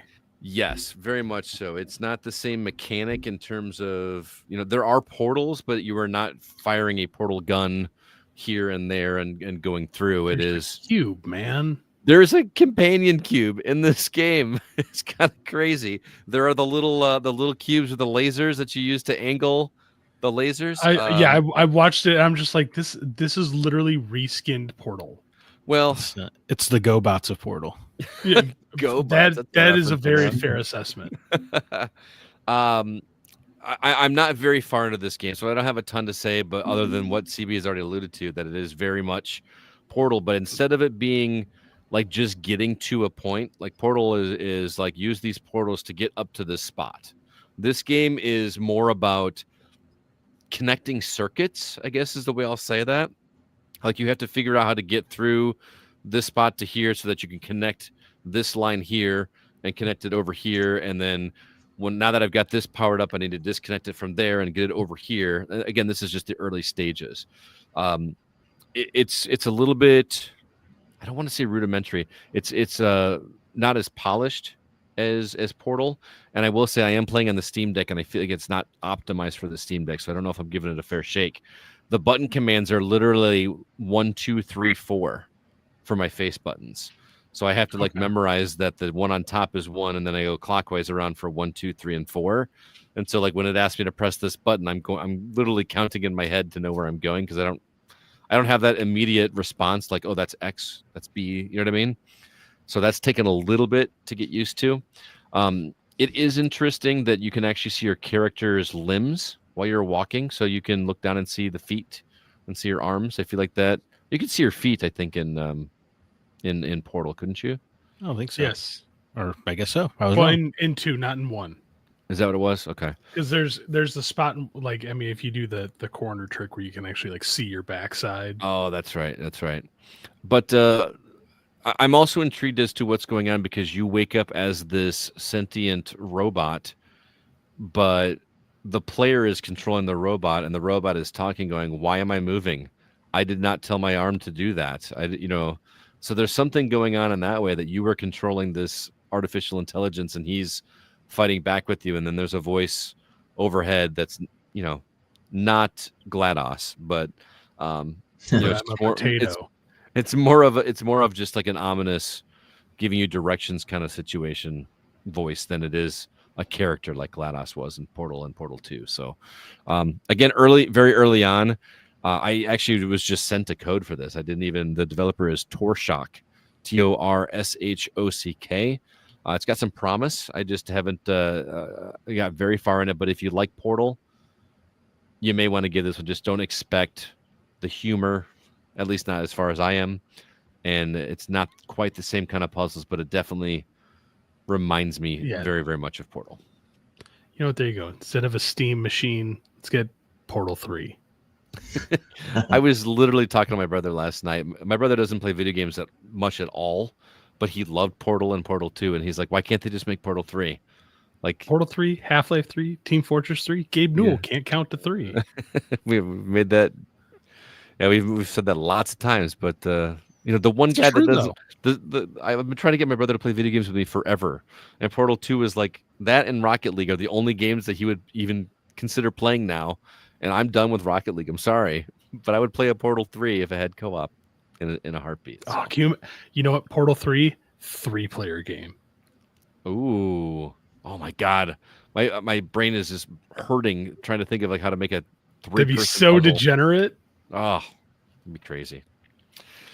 All right, I got a couple other things just to mention very quickly. These aren't games, but these are hardware that you can use for games.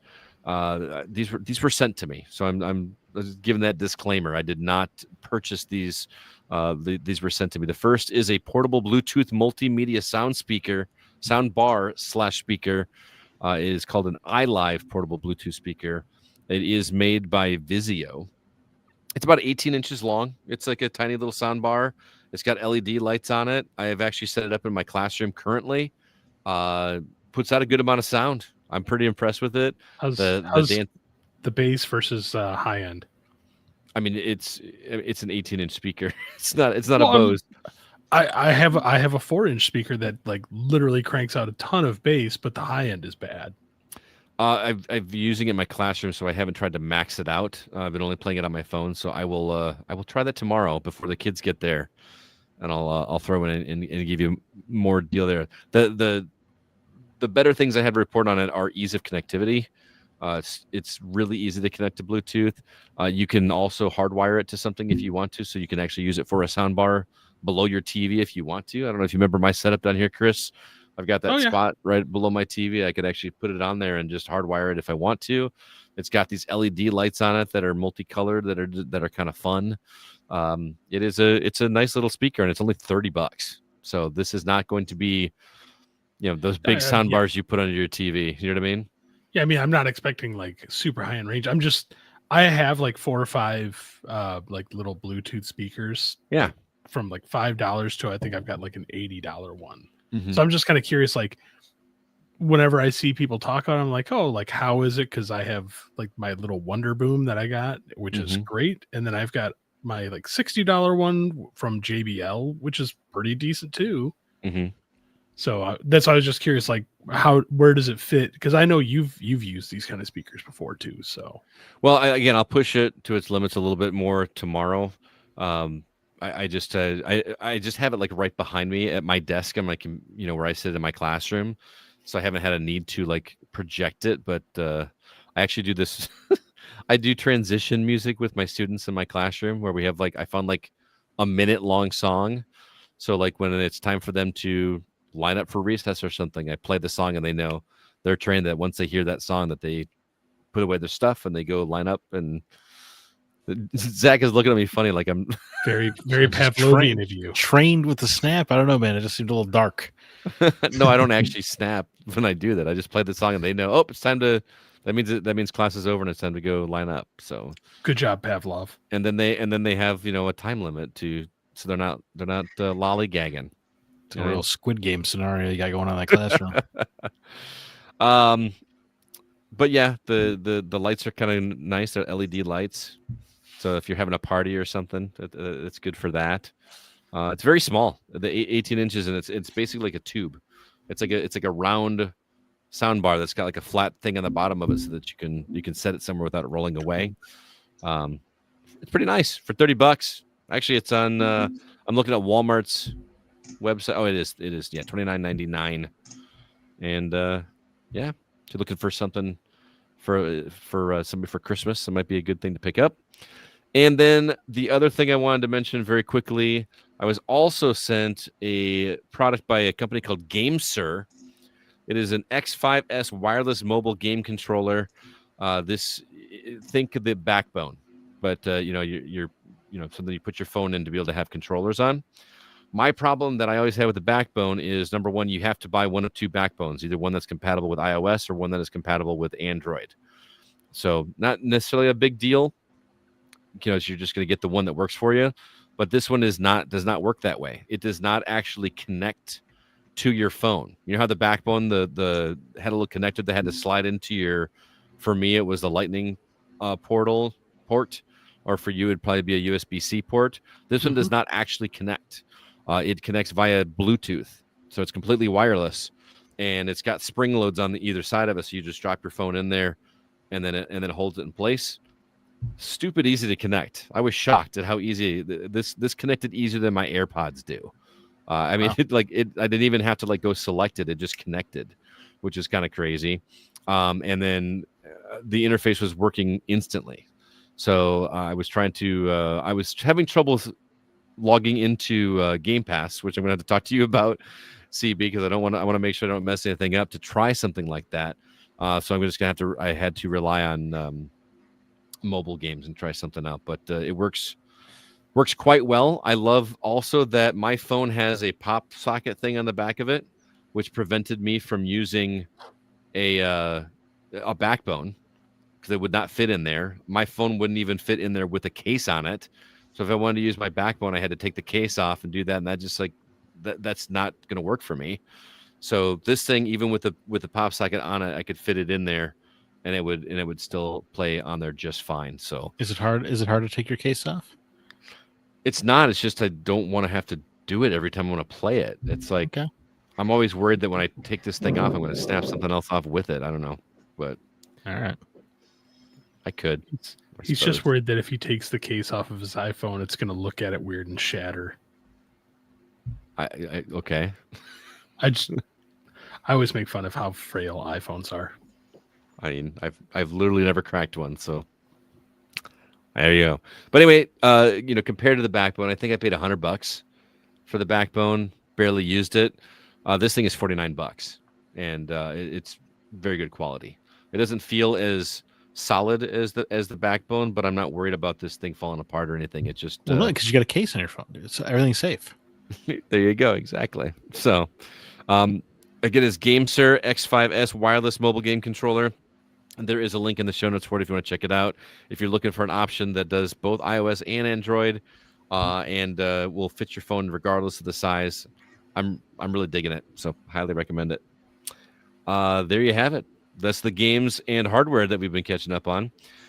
Before we move on to our topic, I want to remind everybody again, facebook.com/groups/the GoCast if you'd like to join our community.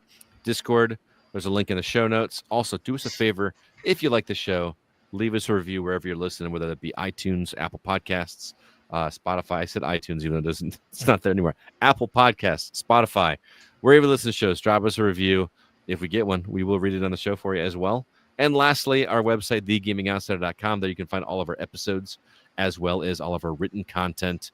And, it's November coming up here on December, so you know what that means, Zach. You're about to unleash 16 reviews. Pretty much. I got to get caught up on all my reviews before the end of the year. So watch thegamingoutsider.com for all the games that I have to catch up on once Christmas break gets here. All right. Now it is time for us to talk about our From the Outside In topic.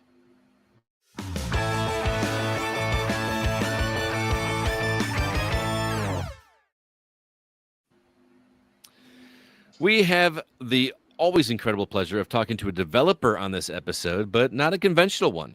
TC is with TigerChainsaw Studios, and they are currently working on a game for the original Game Boy called Maiden of the Dark, which we heard about a little bit earlier.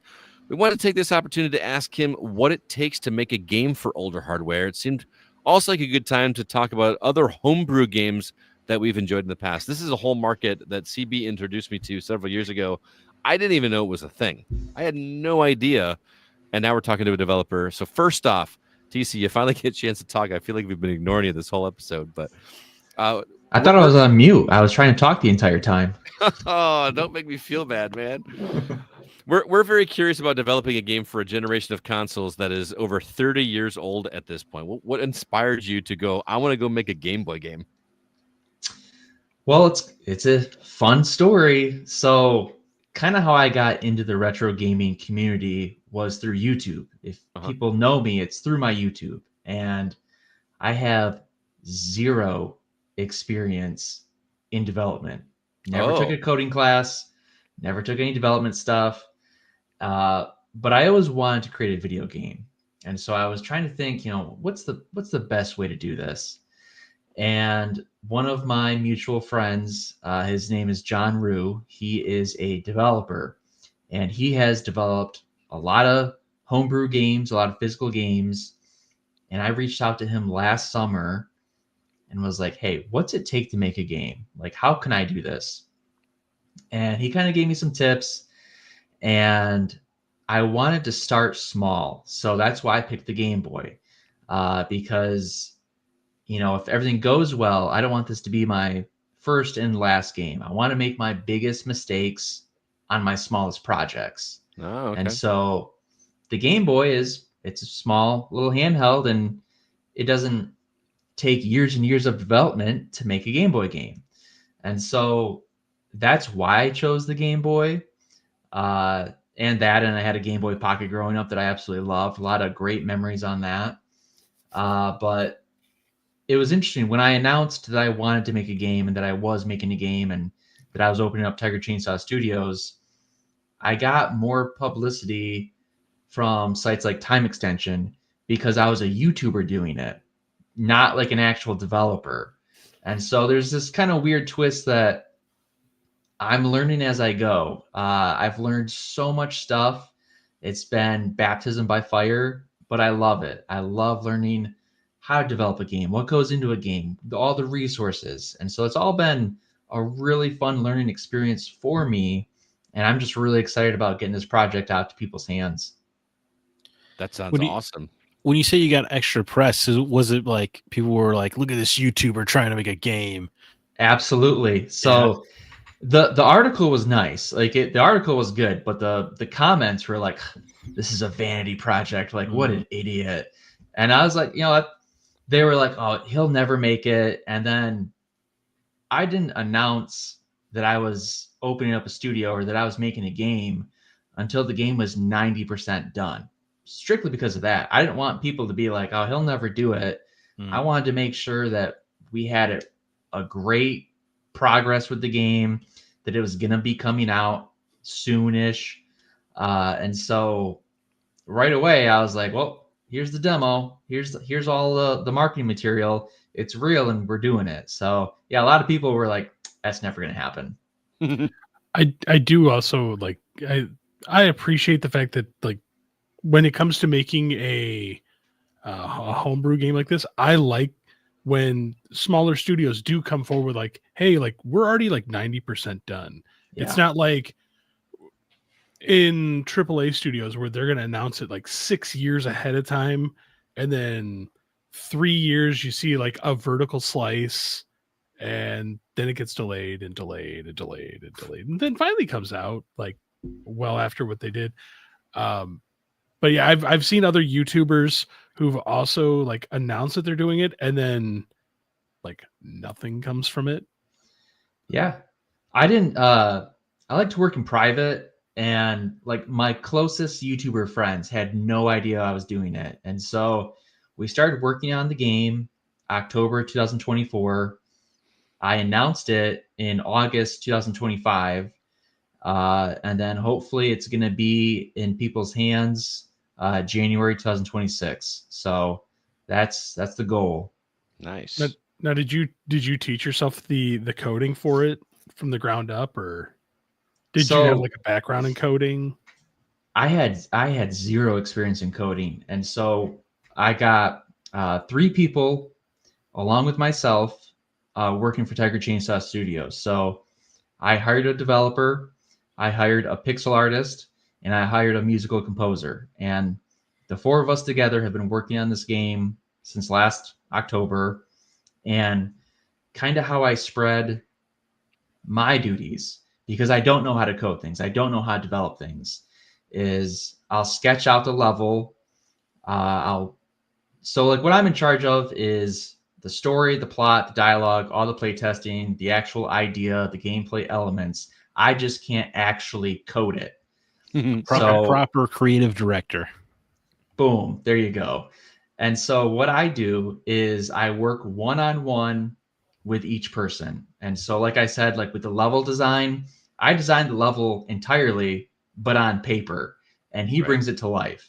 I developed the gameplay elements on paper, but he implements it. Okay. Same with the characters is like I would sketch out the characters of like what I want them to look like. I would describe it. My pixel artist would come in, draw it. I'd say yes or I'd say no. He'd make it come to life. And then probably the thing that I have the most hands off of is with the music. It's got a as heavy metal as it can get for the Game Boy. I know it's not super heavy, but it's what I like to listen to. And so I would tell my composer, I go, okay, this is the level. This is what I want the player to feel. And this is a song that I listen to a lot thinking about this level.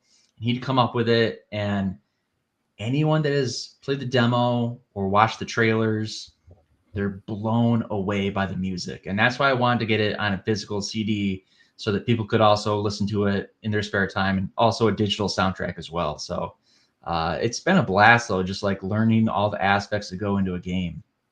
I'm curious, what are the bands that you use for inspiration? Like, what are you into?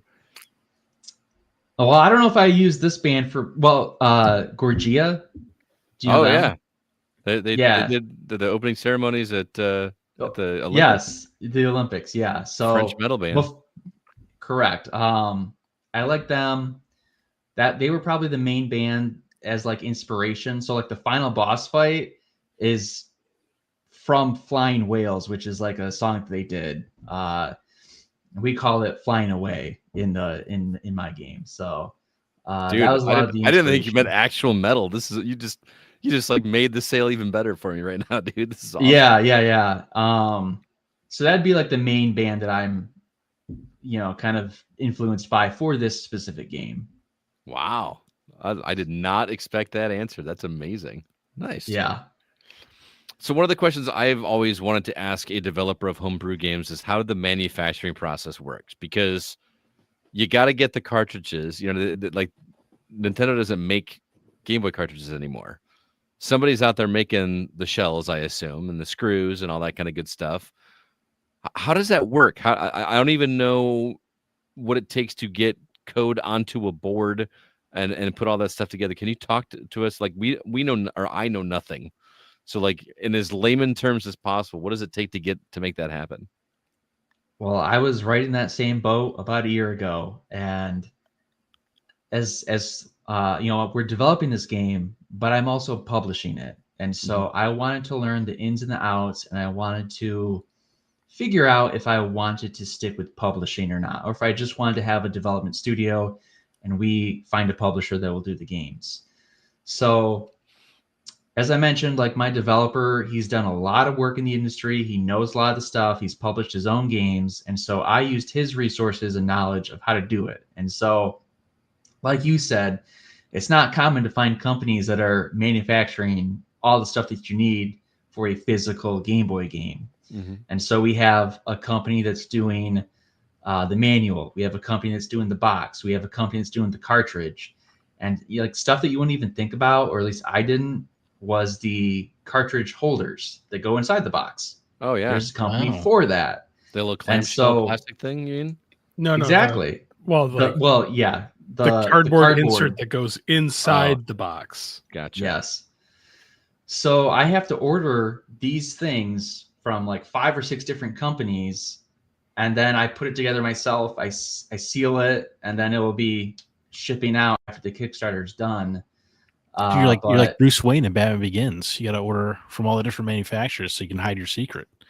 That's right. I got the secret sauce, so can't let it out. But yeah, it's been a process of trying to figure out how we can get this done in an affordable fashion, because one of the things that like people were saying like on the articles, that they're like, oh, he's just begging for money, blah blah blah.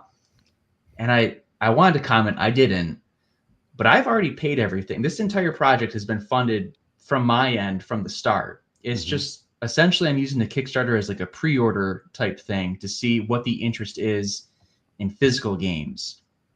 And so that's kind of what I'm using the Kickstarter for. Long answer. Sorry, I just kind of went That's off on a great. tangent there, but that's kind of how it's working. Is you have to go to multiple companies, and you have to kind of price chart what you can do and what you can afford, and we'll see if I want to keep publishing after this game. I was actually going to ask, like you're starting at the Game Boy, so I mean it's basically like 4-bit almost. So like if you were to like step up to like an 8-bit, like an NES cart, I mean, do you have thoughts of like possibly doing something like Absolutely. just So like stepping up like each kind of generation to see how far you can go? that is the plan. So I'm Okay. already working on an NES game. We're doing that. A Sega Master System game. If you guys, if people watch my YouTube, I'm really big into the Master System, and so I wanted to make a game for that. And then, ideally, I would like to make a game on the Super Nintendo and the Genesis. And then my ultimate goal would be taking all that knowledge and then making a game for a current generation or a current console. Nice. Kind of hoping to have the success that the developers of Claire Obscure had. Yeah. Well, best of luck to that Yeah, endeavor. thanks. How hard with it, like with like chip shortage and everything, was it for you to source boards and chips? I have not had any issues. The people that I'm going through were pretty upfront about pricing and all of that, and so knock on wood, I have not had any issues. Okay. Because I've oh, go ahead, Zach. Oh, No, I I was was going gonna, to completely change the subject, so go ahead. as was I. So, CB, if you have more manufacturing questions. Oh, I was just curious on it, just because I've talked to a couple other like homebrew, and there was one gentleman who I talked to who said the biggest delay for him was getting actual physical component parts, especially like circuit boards. So I haven't actually ordered the cartridges yet, so maybe I'll run into that delay. Hopefully not, though. Back to the game. Were there any narrative inspirations for your Maiden of the Dark and her, nighttime adventures? So that's a great question. There's this one image that comes to my mind, and it's a random image. I don't know where it's from, but it's this girl, and she's kind of in like a long dress, and she has a blade, and she's like spinning in the middle of a forest, and it's under the moonlight. And it just caught my attention. And when I decided to make a Game Boy game, I wanted to make an action platformer. I think that would just be a fun on the Game Boy. And so I just kept looking at that photo and picturing, like, who is this girl? Like, why is she spinning under the moonlight with a sword in the middle of a forest? And so I started to kind of craft the story that this girl is the Maiden of the Dark. And, the basis of the plot is you're a spirit. You've been summoned by a village that is under attack from a evil warlord, and your magic will only be able to work during the night. So you've got 10 hours to go through 10 levels and rescue the village. And aside from fighting the evil warlord, he's got 2 shoguns. You're going to have to take them down. You're going to have the basic attacks of like a slash, like with your sword. You're also going to have shuriken where you can throw. You can pick up different power-ups. You can learn different attacks, like a crouching attack.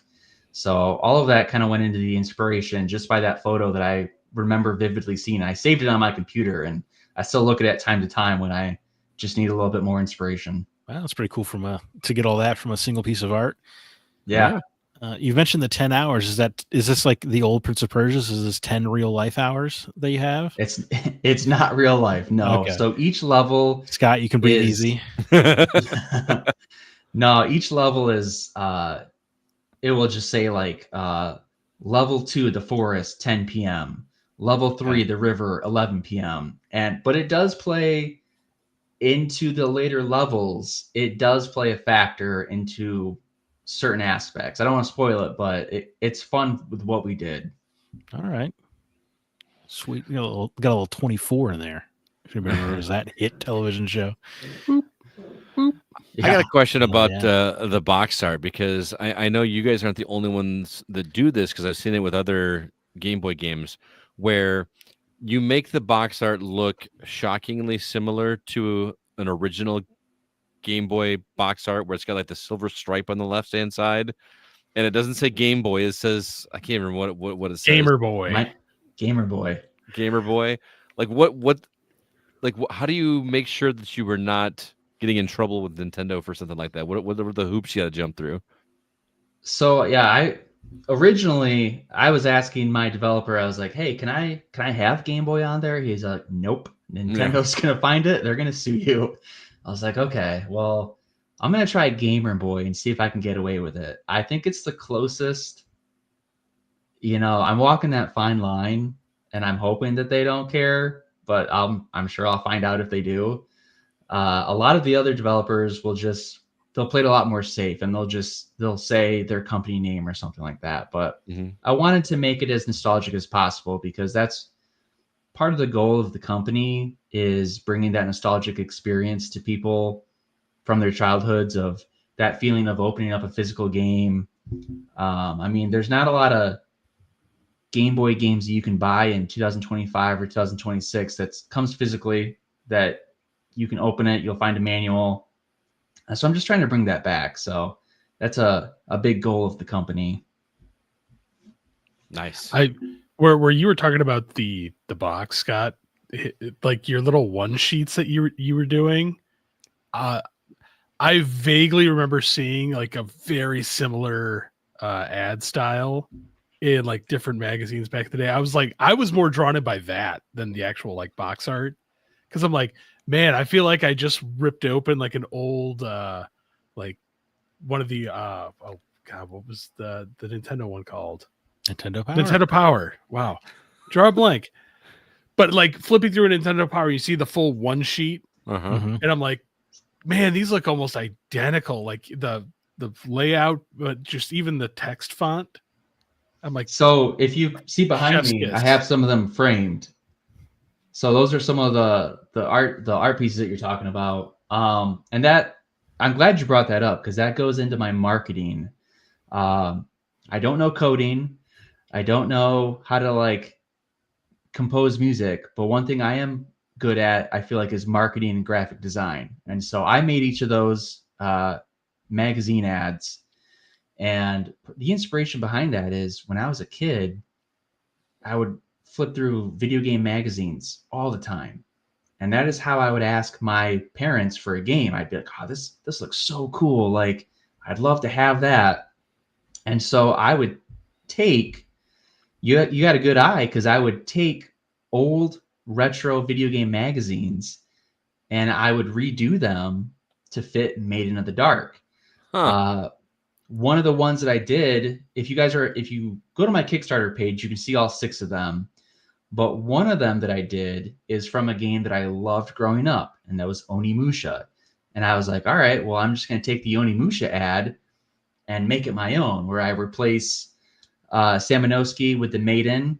I replace the little text and all that with my own text of my creative efforts. And that's kind of how I wanted to do it, was because I wanted to spark that, those memories that you're talking about. You're like, oh, this reminds me of Nintendo Power. The red border one, like, instantly reminds me of I have a similar DuckTales one, where it's like the page is almost the exact same. There's one that actually reminds me of one of the Resident Evil ones as well. So yeah, I love the art aesthetic on those, because it is so reminiscent of the time period for those games as well. So I'm happy. Bravo on that. Thank you. Yeah. Oh, we did have a question from a listener. Jackie-san over on Discord said, will this cart work on the Analog Pocket? Great question. So the cartridge will work on anything that will play original Game Boy hardware. So Game Boy, Game Boy Pocket, Game Boy Color, Game Boy Advance, Game Boy SP, and then all the new handhelds that support it. So Analog Pocket,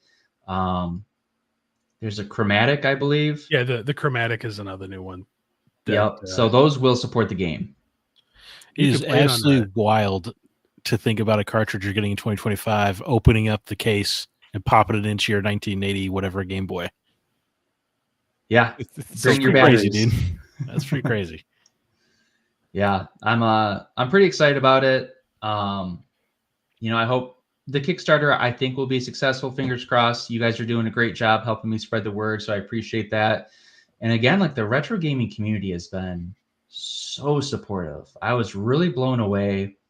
In the first 48 hours, we raised over $5,000 for the manufacturing of it. And I have friends. TJ Kasuni is a friend of he's a friend of mine. He's a friend of your guys' podcast. He's been so supportive, helping spread the word, and it's really been touching to see the community not only support it, but it feels like they want it. They want new games for old consoles, and that's what I'm trying to bring to them.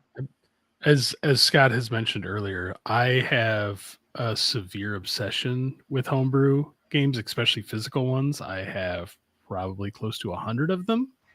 Wow. So I at the start of the show, I also kicked this now. So Oh my gosh! Thank you so much. Thank you guys. I'm always looking for more, especially ones that come with a physical cart, a manual, a box, because I love them.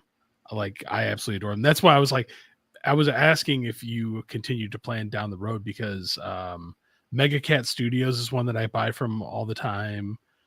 There's a few different ones, and like once you know that you have somebody who does put a lot of effort and work and like pours like their own bit into this, I love supporting those, especially if they continue making the product. And I know there's a lot of people in the retro community that feel the same way. I'm a big fan. Oh, go ahead. I was going to ask CB if he's going to be in the credits as the gaming. No, it's Outsider sold out. 2. I already looked, because I was like, I would be like, yes, sir. I think there was like 2 left when I kicked it at that tier. That was the fastest thing to go. I was kind of surprised. Like, it usually is. People wanted that. People want their name in the credits. That was a cool little thing. I have mine in one game that somebody made, but yeah, like it's definitely like, again, like a snapshot of that time period. That's so people like, especially with that, and for the price point, I'm like, yeah, that's not bad. Like, if it was still available, I would have gladly done it too. So one of the cool things is you mentioned Mega Cat Studios. That is a company that I would love to emulate and I look up to. And they actually reached out to me a couple of weeks ago, and they were like, hey, we see Maiden in the Dark. We think it's really cool. We want to help you be successful. Can we showcase it at MagFest in January for you? That's awesome. Yeah, I was really touched by that. And I was like, absolutely. Like, what do you need from me? And so I sent them over the demo. I sent them over a bunch of marketing material. And once the Kickstarter is done, December 4th, in January, I'm opening up my website, TigerChainsawStudios.com, and people will be able to buy the game on that website as well. And so Mega Cat was like, hey, well, we'd love to showcase this at MagFest, and people will be able to purchase it hopefully by then through them marketing it. That's really awesome. Is this the same MagFest, like the video game music festival? This is in Baltimore, Maryland. No, this isn't the same one that you're thinking of, Scott. I could have swore it was in Baltimore. Because Grant Henry, the guy that does the music for our podcast, is a STEMage. He did Metroid Metal. It is magfest.org. Magfest.org. Yeah. It actually, now that I think of it, because I'm thinking of a different one, the one that was up in Minnesota. Oh, that's VGM Fest. Yeah. Speaking of like Mega Cat Studios, have you ever had any interaction with the guys from Retrotainment? I have not. Yeah. Being a homebrew person, you should look into them, because they honestly, like, Scott's played it and I've played it. They've put together one of the most interesting NES homebrews. It was called Full Quiet. They've done a few. I've ran into them at MGC before. It's impressive what they've done graphically in that game. They pushed the NES to its pretty much limits with that game. It's a massive game too. It's a tough game to get through. There's a huge map and lots of puzzles and things that just seem beyond the NES. It's worth looking into. I always love hearing when people can push the limits of the hardware or the engines, because that was one of my biggest struggles. Was I got told no a lot in what we could actually do. And so I would show my developer, I would say the 3 inspirations on the Game Boy was Operation C, Return of the Ninja, and Star Wars The Empire Strikes Back. Mm-hmm. And I would show him like a boss fight from Operation C. I'm like, look how smooth this is. Look at how big the sprites are. You know, how come we can't do that? Or can we do that with this boss? And he's like, no. And I'd be like, well, why? And he had a good answer. He was like, well, they had $1 million custom engine for the Game Boy. We are using GB Studio. That's free. So I was like, all right, I guess that's fair.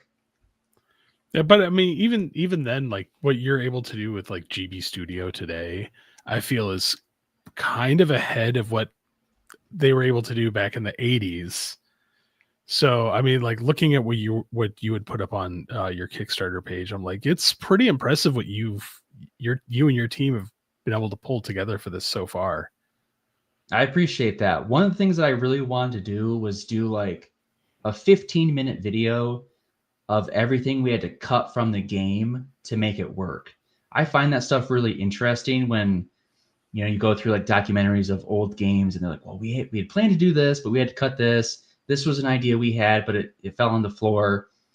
And there's a lot of really interesting stuff that I had planned to do, but ultimately we had to cut to make it work with the resources on the screen. So I don't know, maybe I'll do that sometime.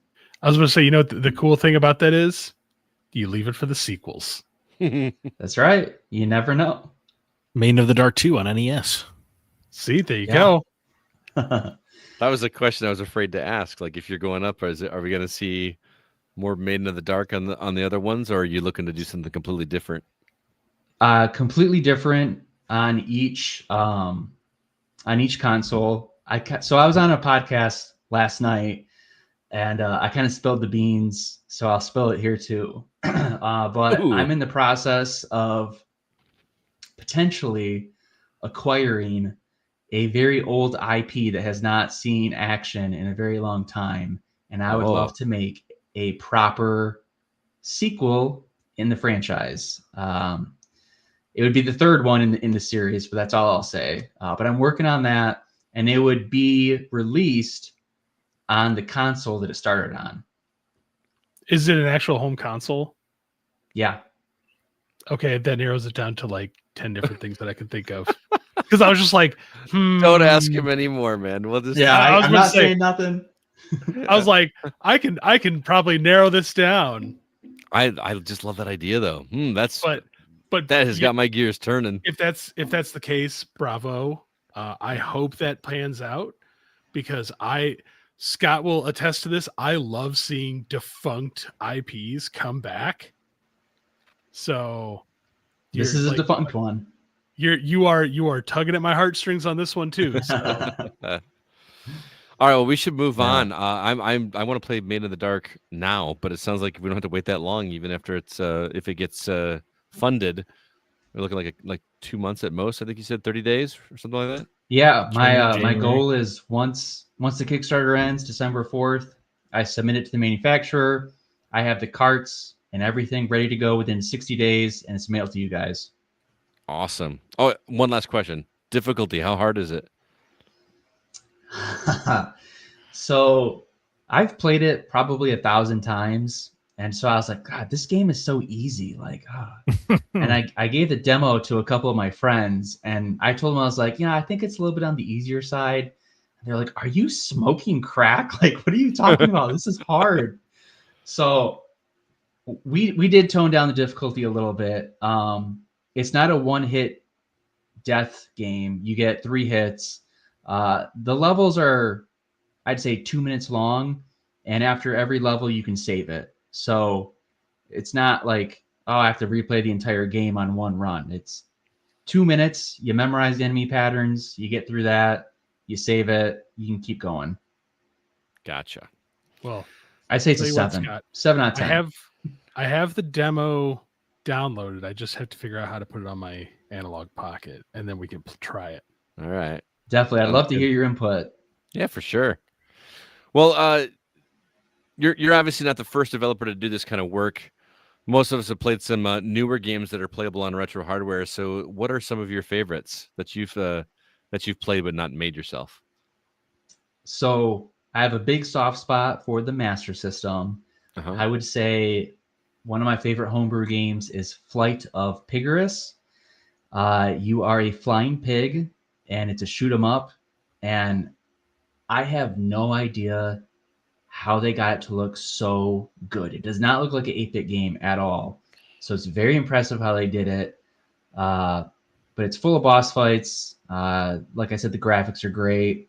And it's a great shoot 'em up. And it left me very impressed. So I'd say Flight of Pigorus would be my top choice.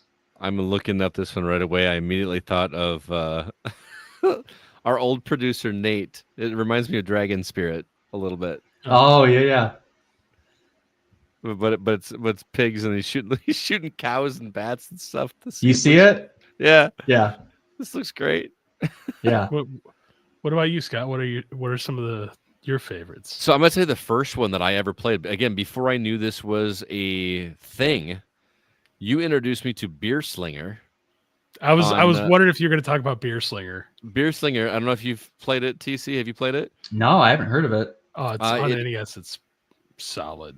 We sat down and like beat it one night. I was like, it's just a bartending game where like there are patrons and they will order either an IPA or a stout or a lager. It's the best way to describe it. Instead of horizontal tapper, it's vertical. So it's vertical, but Scott loves it because of the way they talk in the game. Stout. I love Tapper. It's slower you paced should than look Tapper. up Beer Slinger because it's very similar, but it could get a little faster paced than Tapper can. But it was fun though. Good game. Yeah. That one, and I actually reviewed for the site a game called Kudzu, Kudzu. I'm not sure if you're familiar with that one. Kudzu. It felt very much like a Link to Awakening. It felt like a shorter experience, Link's Awakening. It was made by a husband and wife. I thought that was really great. I enjoyed that one. There was a game called Nescape that was like an escape room, like first-person escape room, like point-and-click adventure that I thought was a lot of fun. That was a really good one. Those are the big ones that stand out to me. Full Quiet, you already mentioned. What's the Halloween one? Halloween 80, 88? Halloween 85, 86. Mm-hmm. Because they did 2 of those. And Trophy. I love Trophy. I don't know if you played that one. That's a Mega Man clone. Oh, where you play as a character named Trophy, and I played through that one. I actually did play that one on the original hardware. I played that one on Xbox, or was it PC? I can't remember. But so I don't have an actual physical copy of that. I was actually at MGC, and I bought a physical copy of it just because I like the game so much, and I've got it in my collection. So you have another one in your collection too. Bovinian Quest. Which one? Bovinian Quest. Oh, is that the one they gave away at MGC? Yeah, the cow one. Yeah, it's that one. I think that one just had the box in the game. There was no inserts or anything. It's like loose inside there. Yeah, if I remember correctly. So, Zach, have you ever played any homebrew games? Well, certainly UFO 50 feels like a bunch of homebrew games. Yeah, that's true. But the only real one I played that I backed on Kickstarter, though I did not play it on original hardware, was, and I think you won't be surprised to hear when you hear its name, Scott, because it's called Kiro Kiro Cowboy. Where you play as a frog cowboy. Nice. And it's a little like kind of like, imagine like a 2D Mario, but with a revolver. Nice. And you're kind of there. Yeah, it's pretty. I'm very familiar with that game. Yeah. Oh, really? Yeah, the developer used to work for Ubisoft, I think. Oh, okay. Yeah. Well, cool. No, I'm yeah, glad that's a someone knows cool what it one. is. Yeah, it was a fun little game. Had to back that one. Yeah. Had to put it in, add it to Pixel Ranch. That's absolutely right. Yes. So Zach has a collection of he likes to collect westerns, and he has a collection. Western video games. Yeah. Yeah, Pixel Western- That Ranch. makes sense why your favorite level on Live Alive is the Western. Yes. Oh, yeah. Mhm. Yeah. Yes, he loves westerns. All right, CB, I can tell you're chomping at the bit. Oh, dude, I imagine you have a the list. list is so long. I hope you got Dungeons and 60 Doom- minutes, Tiger. Dungeons and Doom Knights is a really good one. What is that? That one's like an adventure game on the NES. I kicked that one. I met a gentleman up at MGC this year that made a COVID fighting game called Jab This on the Game Boy. I think I remember you telling me about this. Wasn't there something on Yeah. the back that was like, Oh, dude, it was literally just bashing everybody involved with COVID the entire time. It's pretty funny, but he had good intention behind it. He was raising money for his daughter's medical treatments. Basically anything made by Retrotainment. I love both the Haunted Halloween series and Full Quiet. Little Medusa from Mega Cat is Yeah, Little a Medusa. phenomenal game. It's a little harder. I honestly need to buy more like newer shmups. Surprisingly, that's the one that like almost every time I go to buy one, they're always sold out. Retro USB, their Christmas series that they do every year for Nintendo is awesome. If that's you ones don't, they light up, don't they? yeah, when they you light plug up them like in? Christmas lights when you put them in the NES, It only works if you have like the stand, like the top loaders. or you just leave the door open. Yeah, I guess it's not the same, right? Yeah, it's not the same. But yeah, pretty much any 40 Winks was a really good one. I was surprised by that one. That was a Kickstarter one where it was a Dreamcast game that they ported over to the N64 because the N64. So it was a game that was released on Dreamcast, but it was originally supposed to be released on Dreamcast and N64. The N64 one got canceled. So somebody went through and reprogrammed the game from the ground up, but basically remade it for the N64. So I have one of those. And then I'm still waiting for the day that also a friend of the podcast, Brandon, makes Final Fantasy Renaissance in a physical form so I can put it in my Nintendo. Well, I don't know if that's going to happen. I I think he could do it. I think he could do it. I don't With think it- you can do it legally. Uh, Unless oh, he's you can- handing them out. No, it's a homebrew. But it's Final Fantasy is in the name. It's Final Fantasy Renaissance. It's not the same game. I'm pretty sure they're going to have some legal ground to stand on, man. Nah, let it go. Just All right. just make me one. says the guy who Make me has one. zero risk in it. Right. Um, Yeah. Another one which I think is absolutely two more that I think that are absolutely hilarious is I have Final Fantasy VII on NES. I've seen that. I've seen the Wow. box art or whatever. It's basically just the beginning of the game to With the Mako reactor. Mako reactor. Yeah. Okay. But it's pretty hilarious to play it on NES. And then I have Halo on Atari 2600. So I don't even know how to. Yeah, It's that's quite crazy. the remake. Yeah, it is. It's funny. It exists, and so Does it But have the I- music? it's got some very Atari-esque music. But I mean, is the theme song there though? I mean, like, No. oh, okay. It tries to, but it like cuts out after a few seconds. But yeah, anytime people make homebrew stuff for physical consoles, like I try to support it because you're keeping my favorite things alive. Oh my I love god, to it hear looks it. like ET. Yeah. This is Oh, hilarious. dude, there's so you should look up explosive diarrhea for I've Atari seen 2600. I'm not gonna Google explosive diarrhea. No, don't Google it, but type it in and type Atari 2600. So- Maybe later. But All yeah. right. Well, that was a fun topic. TC, this was awesome. Thank you for sharing in a little inside baseball about making these games. I'm really excited for you. You're so close to hitting that goal. Hopefully some people listening to this episode will go support you because you're just right near the finish line. I want to Getting see very that happen. close. I appreciate that. Let me show you one more thing, though. Give yeah. me 5 seconds. I'm just going to show it real quick. All right. So while we're waiting for him to come back, we are going to mention that next week's episode we still don't have a topic as of yet. So stay tuned. Well, I for won't the be here socials. for the next Zach 2 weeks. Zach won't be here for the next 2 weeks. He's going I have doing some family stuff, right? There's a poster. Oh, This is the poster. You guys are going to be getting one of these bad boys. So it's Sorry. big. that is pretty cool. Our YouTube audience is going to get a chance to see this. But for our listeners, Oh, sorry, listeners. no, that's okay. That is a good looking poster. I love that you got the Game Boy, an actual Game Boy, like in the bottom right hand corner of it with the gameplay on it. That's pretty rad. I like Also, that. good on you for using heavier paper stock. Yeah, I wanted to make because I have so many posters downstairs in my game room, and I want this to last. So I made sure to get a little bit better quality. I think I'm gonna put mine in a frame if I get it. Make sure that Cool. yeah, be good. So Yeah. all right, well that is gonna do it for this week's The Gaming Outsider. TC, thank you so much for being our guest. It was great talking with you. Thank you so much for having me on, guys. It's been great talking to all three of you. And again, I appreciate the support, not only as a backer, but just helping spread the word. Truly means a lot, and I've really felt the love from the retro gaming community these last couple months. Very cool. Where can our listeners follow you and your work?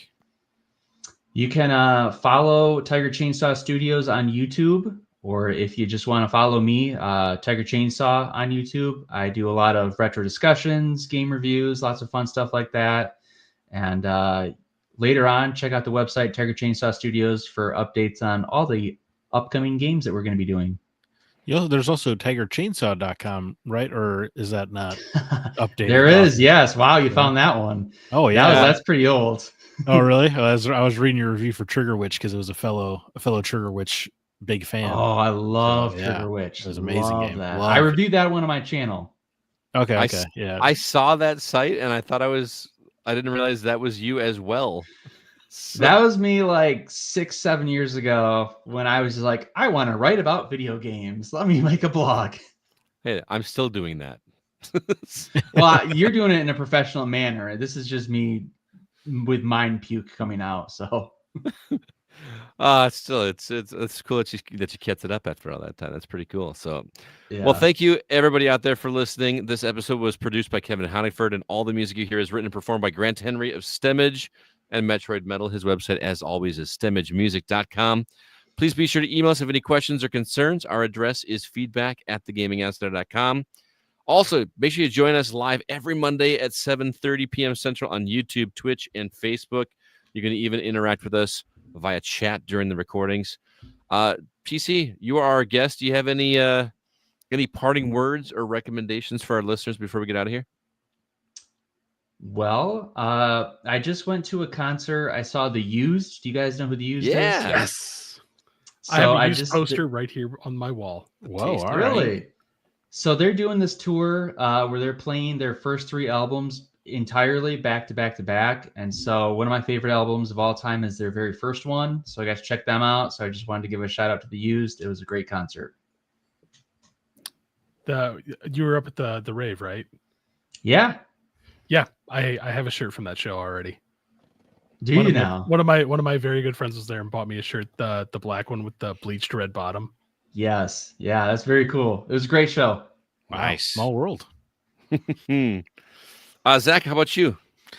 I finished the Splinter Cell animated series, Splinter Cell Death Watch, and much to my surprise, it is very good. Would not have anticipated that going in. I am a little mystified that they would so closely tie in this storyline to 2005's Chaos Theory, just because it's just that game's 20 years old. I feel like it really limits your audience because I really do feel like you need to have played that game to appreciate this TV show. But whatever works for me. That's fine. There They do some flashbacks to that game where they kind of soften Sam up, which I'm like, it's so Hollywood to do everything you can to make the protagonist, squeaky clean, likable. Mm-hmm. But that's a little disappointing. But other than that, it was very good. Liev Schreiber is doing a good job. Oh, Obviously, I would have preferred Michael Ironside in the role. Hmm. But I feel like they're softening me up for when the reboot comes along with Liev Schreiber as Sam Fisher. That's my conspiracy theory. But yeah, no, it was very good. It's kind of John Wicky, which then when I Googled the name of the showrunner, it turned out to be the co-creator of John Wick. So I guess that checks out because he's just like murdering the hell out of dudes. But no, it is a very fun show. I saw that it was nominated for Best Adaptation at the Game Award, even though the category shouldn't exist. And I do think it deserves that nomination. I was surprised. Very cool. How about you, CB? Two movies. First one, Frankenstein, Guillermo del Toro one. Yeah, I really want to see that. A phenomenal piece of art. Really? Okay. I am so surprised. That movie is like, everybody should watch it. If you have Netflix, go watch it immediately. It is just amazing. It was very good, I thought. It's honestly probably the best Frankenstein I've seen in a long time. There's occasionally some dialogue that I find goofy where they just kind of like say the themes out loud in kind of a weird way, but otherwise it is a very good movie. Yes. So I was very happy with that. And then I saw the new Running Man. And I've been hearing bad things about that movie. Yep. Well, that's because everybody wants the Arnold Running Man. This is a lot closer to the original source material, which I've read that book and I loved it. I think it's a kind of a good take. There's a pretty funny Arnold cameo in the movie. Yeah, kind of a weird thing to spoil. You should know by now, like, Hollywood literally can't do a remake without having some format. But here's the thing: now you got to keep your eye out for it because it's a blink and you'll miss it moment. But, right. But it feels like if it was a surprise to you, it probably could have been a surprise to other people too. I didn't find out about it until afterwards, so now people know to look for it. No, right. Like I didn't find it when I went and watched the movie. I didn't find it. Okay. I found about it on the internet. So that's why I said, like, whatever. Anyway, there's no way Edgar Wright was going to make a bad movie. No, he makes nothing but bangers. So that's why, like, Scott's like, oh, I've been hearing not great things about it. So I don't know who you're getting. The trailers look great. Glenn Powell is like everywhere I know, but he's so freaking charming, man. He's just very likable. Love him in this. Yeah. So I just think everybody's unhappy that it's not the Arnold Schwarzenegger style, where it's just so off the wall. Like I thought this was great. So I will keep an eye out for it. I was going to read the book first and then go watch the movie. Maybe I'll still do that and just wait for home release. But I thought that movie was a lot of fun. Do it. So. You can do that. You'll be surprised at how wildly different the book is from the but I love doing Arnold one. I've never seen the Arnold one. I love doing the compare contrast with the original source material. Reading a book, that's a lot of fun. Read the book, see the Glenn Powell one, then watch the Arnold Schwarzenegger one. That's the order you should do it in. All right. I had a book recommendation I was going to do, but since TC over here talked about liking metal, got me. I went and saw a metal show this past weekend, so I had some bands to recommend. The headliner was Fit for a King, but that's not the one I'm gonna recommend. I thought the opening bands were far superior. Make Them Suffer was awesome, Australian metal band with a female pianist or a keyboard player. That towards the end of the show, she took the keyboard off and turned it into a keytar that looks like the Buster Sword from Final Fantasy VII. So that was like a big selling point for me. The band before them was Spite, just angry metal. And then the biggest surprise was a band called 156 Over Silence that really dug them too. They have a very distinctive album cover with this big creepy looking grin face. Highly recommend all three of those bands. I've been listening to the band set list all week long, and then seeing them live was something pretty special. So check those out. That's for you, TC. I appreciate that. I'll definitely check them out. Yeah, good stuff. All right, well, that's it, everybody. Thanks so much for listening. Thanks to the YouTube people for stopping by and talking with us. It was a lot of fun. Thanks to TJ for setting us up with TC. Yeah, he's the reason that we're talking to you right now, is he made that connection for us. Very cool dude. So until next week, I am Scott Clark with Zach Parkerson and Chris Behrensmeyer, and we are the Gaming Outsider. Remember, there's no such thing as a bad game, just games that aren't for you.